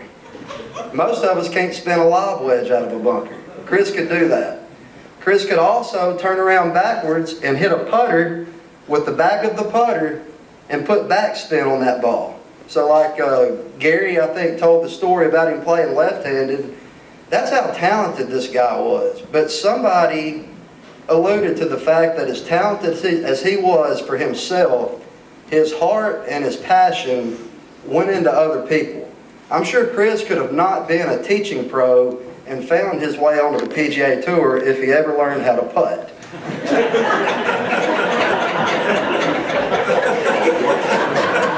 But I think everybody agrees, he probably is one of the best ball strikers that ever lived. He gives the best lessons that anybody ever gave. He loved kids more than anybody ever loved kids, and it's just generations now full of us, all the way down to Adeline, who, while I'm up here, Megan Rice is here. Megan was a standout stud girl golfer, and if you don't know her, I'd say spend some time with her, because she's been through what you'll go through, you know, over the next 10 years, and she can help you. So why golf? Everybody's been explaining why golf. I think that when you play baseball or you play football or you play basketball, a lot of those sports end when you graduate high school, unless you're lucky enough to play a little bit in college. Most of us are not. Chris's thing for why golf is the only sport that doesn't teach you to cheat. Every other sport, you're trying to learn how to cheat to beat the other team. In golf, it's all on you. So it teaches you discipline, it teaches you respect, it teaches you tenacity, it teaches you all the stuff, because it's all on you. You can't lean on your teammate, and you can't figure out some shortcut to beat the other guy. It's all on you. And so I think golf is really important. We've got a room full of people here, and there's so many people that wanted to come that won't be here. I'll make this announcement now so I don't forget about it, but mark your calendars. April the 24th, we'll have the first golf tournament for this foundation. It'll be at Turtle Point. I'm sure it'll be a scramble. We've already given Jerica permission to boss us around because she planned such a good golf tournament. So I think a lot of the guys that I'll read off here in just a second will work really hard to make that a good event. We'll try to make a good fundraiser out of it. But April 24th at Turtle Point, we will have that first golf tournament. Let me get this mouse.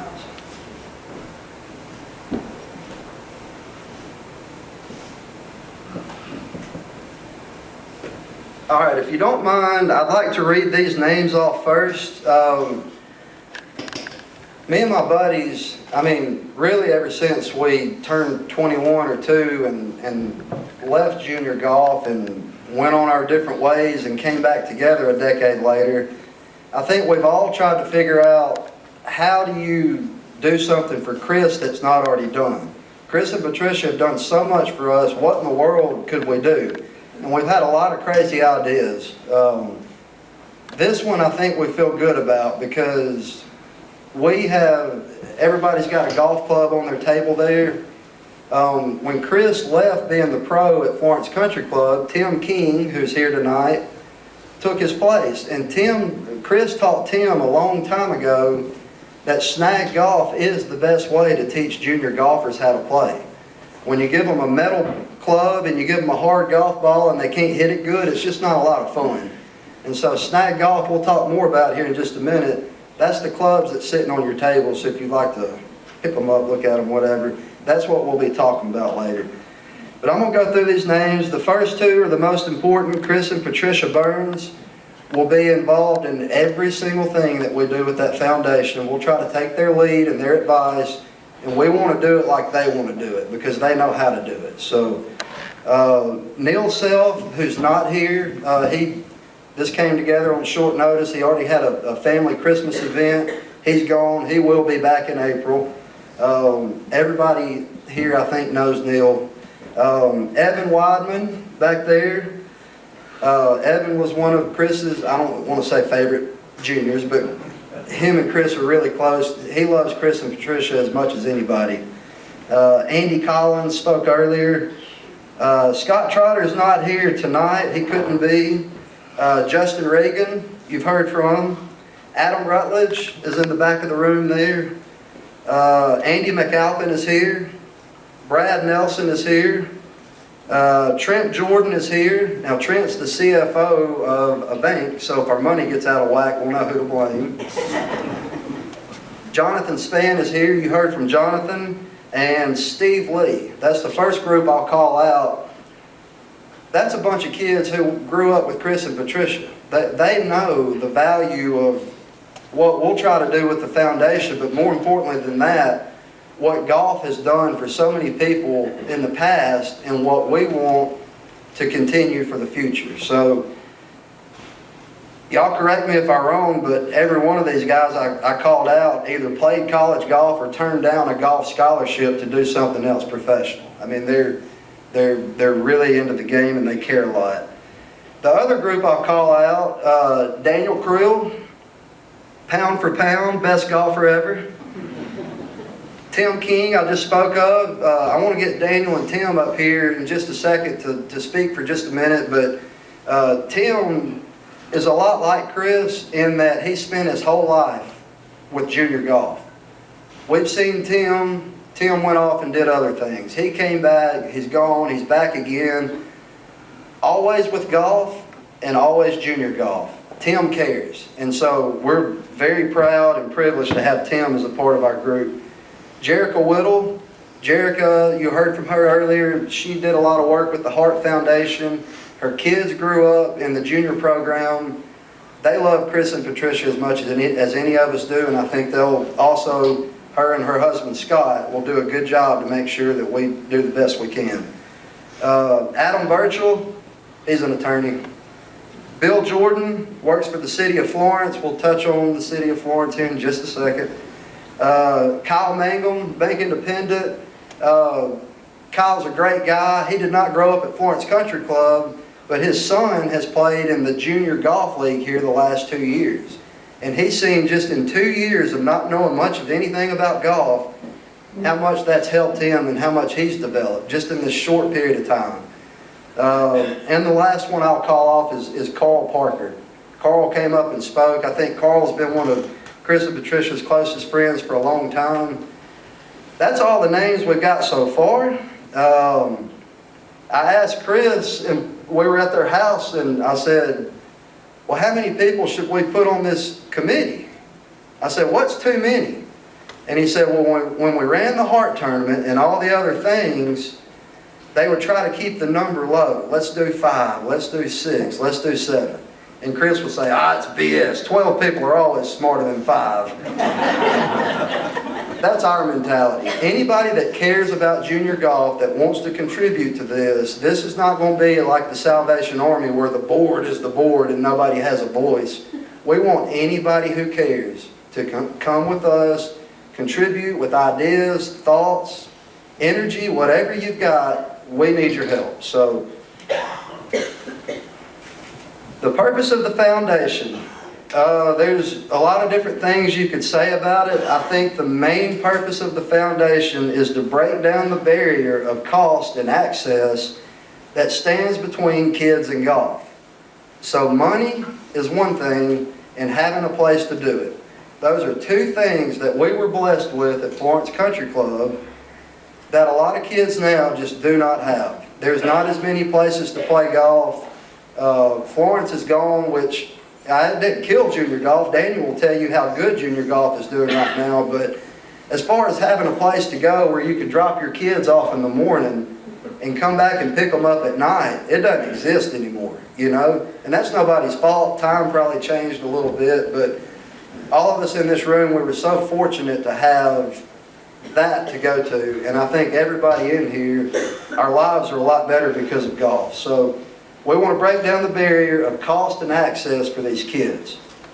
We want to install snag golf as a part of the PE curriculum in every elementary school in Lauderdale and Colbert County. So snag golf is something, you see the golf club there, and if you look real close at the grip, it tells you where to put your left hand, it tells you where to put your right hand. It comes with balls that are bigger than golf balls, they're easier to hit. It comes with a lot of targets. So if you look at some of the pictures up here and you see the colorful targets, that's snag golf. This has been going on a long time.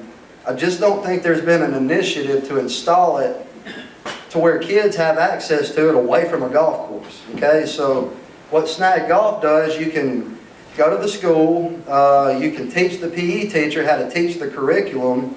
Schools are tight now, so they don't just let strangers on campus anymore. So we buy the equipment for the school, we leave the equipment at the school, the PE teacher can work that in as part of her curriculum, and then ideally, I think during free day when people are playing basketball or kickball or whatnot, there's going to be some kids that have never played golf before that are going to be attracted to that equipment, and they're going to fall in love just like we did. So That's the whole purpose of that snag golf, is to expose kids to that have never been around golf before. We're going to sponsor the cost for clinics and equipments for kids who can't afford it. So somebody, I can't remember, alluded to it earlier. Chris did his clinics for free. You know, he was the pro at the Florence Country Club. Golf's a little different now. You know, a lot of people like Daniel, who will come up and talk here in just a minute, are trying to make a lifelong career out of golf. Well, you have to charge a fee for that if you're not a pro somewhere. You've got to get income, and that's good. Daniel does a wonderful job. He's taught my son, I guess, for 3 years, and a lot of the golfers that are in that Florence City Golf League, Daniel has a hand on. So, but we would like to locate, find the kids, and I think that's where just people chipping in, help us find the kids who want to play golf that can't afford it, and let us try to sponsor their clubs, let us try to sponsor their clinic fees, let us try to sponsor their entry fees into tournaments. That's what we want to do. And the last thing I've got written down here is offer free one-day clinics. Just little pop-up clinics like we're talking about to expose the game and teach people about the basics. Neil Self, who's not here tonight, is the girls' golf coach at UNA. And his team is responsible for going out and doing community service hours in the community. Neil has already volunteered his entire golf team, as much as we need them, to go around to different schools and different communities and neighborhoods and teach these clinics on behalf of the foundation. So I think that's great. Daniel has volunteered to go around to some of the high schools and teach. Tim's volunteered to do that. Les out at Turtle Point. So we've got a lot of people behind this thing that actually do have golf knowledge that can help these kids grow in the game. The basic structure of the foundation, somebody sent me an email earlier asking about 501c3 or 3C or whatever that's called. 501(c). 501, the one that you can donate money to and get a tax deduction for. As y'all know, if you've ever been involved in that, you have to apply for that, and it's a lengthy process to get that approved. In the meantime, Tim King, who has had the North Alabama Junior Golf Association, which a lot of us grew up playing on, it's a local North Alabama tour for golfers, Tim has a nonprofit. And so we've created a fund under his nonprofit called the Burns Junior Golf Fund. That's what that is. That is a 501(c)(3). And so if you do make donations to that between now and the time we get the foundation set up, we will send you a receipt for your taxes. And then of course we will announce when the actual foundation is official, and we'll move everything over to that. The board and committee will consist of many people who will hold accountable good use of the funds. We will be fully transparent on the funds. No administrative salaries will be paid. 100% of the money will go back into growing junior golf.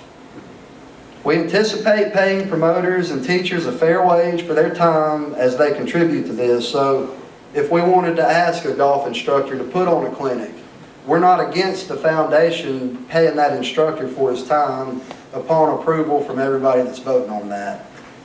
If we have to hire an event coordinator or a tournament director or something like that, we may pay fees for somebody's time, but there will be nobody on the payroll. All the money will go directly back into growing junior golf. And you could ask us any time and we'll tell you where every dime went, since the beginning of it. Donations will be tax deductible. All right, we've got short-term goals. The short-term goal is to install snag golf into every elementary school in Lauderdale and Colbert County. The cost is about $3,500 per school. There's 21 schools, so we will raise $73,500 to make sure that you don't pass an elementary school where you know that golf is a part of their curriculum.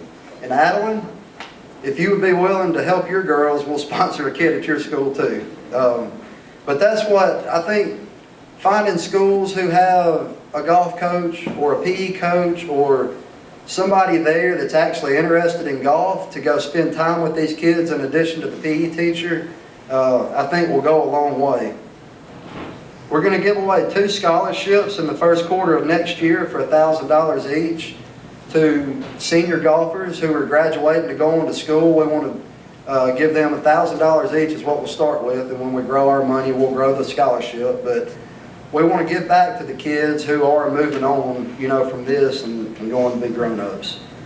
We want to search for kids in need of funding for golf. We talked about that just a second ago, but it's hard to identify those people unless you have relationships with people. But if you have relationships with people, they will open up to you. And just this last year, there was a kid on our City League golf team who was very interested in continuing his lessons. The parents didn't have to say anything. We knew that it would be a huge help if somebody could pay that fee. And so we went ahead and sponsored that kid ahead of this stuff getting set up, just knowing that that's what the right thing to do is and that's what we want to do. I think Daniel said that that particular child didn't miss a single lesson and he's coming back. So, that's a big part of what we want to do. Work that we've already done, we've already sponsored 4 schools to have snag golf installed.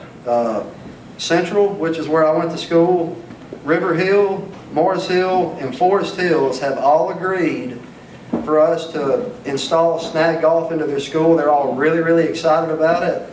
We've already ordered the equipment, so those 4 kits are in.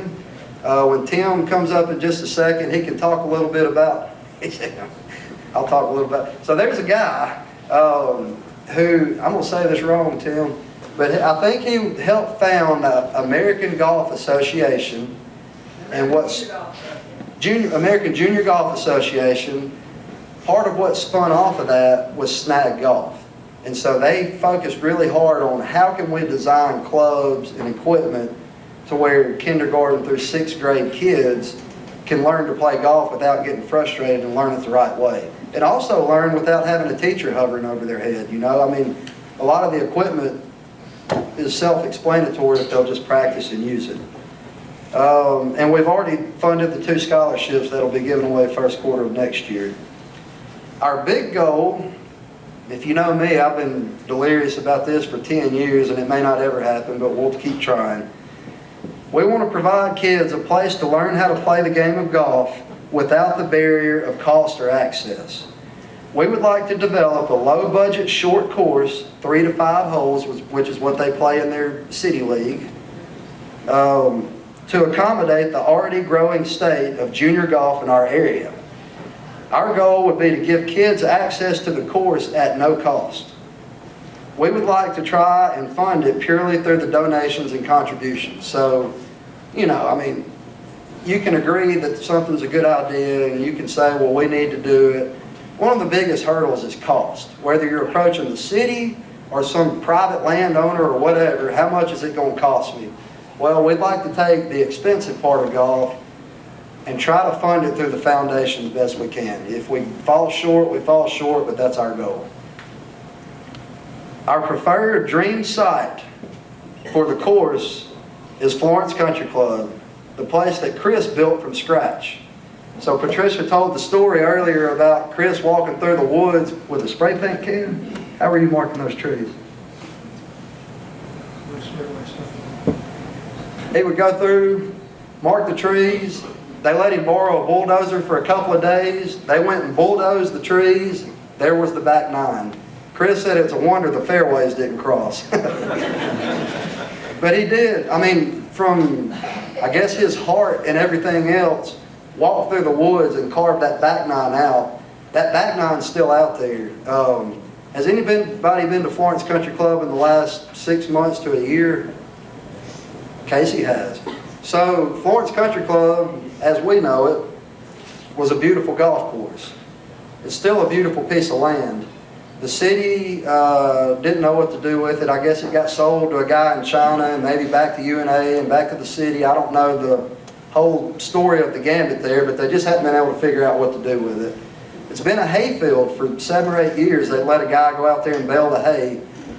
A lot of us would go out there and walk the course even when it was a hayfield just because of our memories. And if you could ever get lucky enough to get out there right after they baled the hay, you could see the fairways and you could see the greens and you could see the golf course again. Well, I guess about 6 months ago, the city took the right side of the golf course, which, depending on what setting you're in, you could be an enemy or a fan of it. But they took the right side of the golf course and they developed a disc golf course. The bad news is it's not a ball golf course, but the good news is now they're cutting the grass. It's not a hayfield anymore. Any day of the week, I would encourage you guys, if you've been from there, is to go out there and walk that front nine again. The city's hired 2 full-time employees to cut that grass. They bought a brand new tractor, and you could walk out there with a 4-iron, a pitching wedge. You can do everything but putt, and you could walk that 9 holes again and relive some of your childhood memories. The good thing for that, as far as we're all concerned, is the back nine's not touched, and it's not used for anything. And so we're not going to put unfair pressure on the city. They've been nice enough to agree to talk to us. If Florence Country Club doesn't work out, we'll find another place. But our ultimate goal is to give kids a place to play where cost is not a factor. We would like to give them a place where they could go out there with their parents and learn how to play golf without being in the way of all the, the grown-ups at Blackberry and whatnot. So, if we can accomplish this, we will name the course after Chris and Patricia. So, stay tuned for that. Who knows if it'll happen? If you know anybody to talk to, please talk to them. I tried to say this a few times, and everybody else did. Tonight's not a fundraiser. Tonight's about Chris and Patricia and all the stories that we've shared. People did reach out through email and through text message and that kind of thing, and they said, well, how can we contribute to the foundation? If you want to do that, we would love for you to do that. Again, that's not what this is about, but we do need money to do what we're doing. We've got private people that have agreed to help with some funding, and so I think we can attain our goal, one way or the other. But there's a bird cage back there on the bar, and there's envelopes, and there's a little slip of piece of paper, and if you did come prepared to make a donation, you can drop your stuff in the bird cage back there. Tim and myself, or Tim, we'll send you a receipt for your tax records, and I guess that's it. But that's the presentation on the foundation. I didn't want to talk a long time. I do want you guys to know the basic premise of it. Our first goal is to get snag golf into every elementary school in Lauderdale and Colbert County.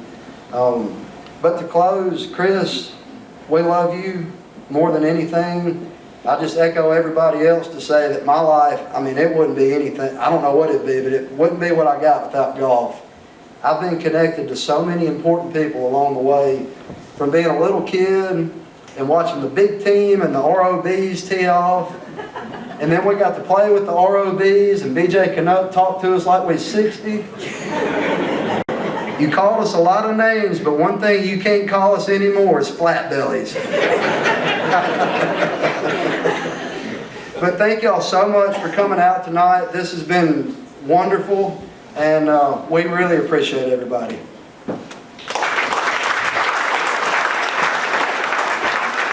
Can I get that microphone back up here, please?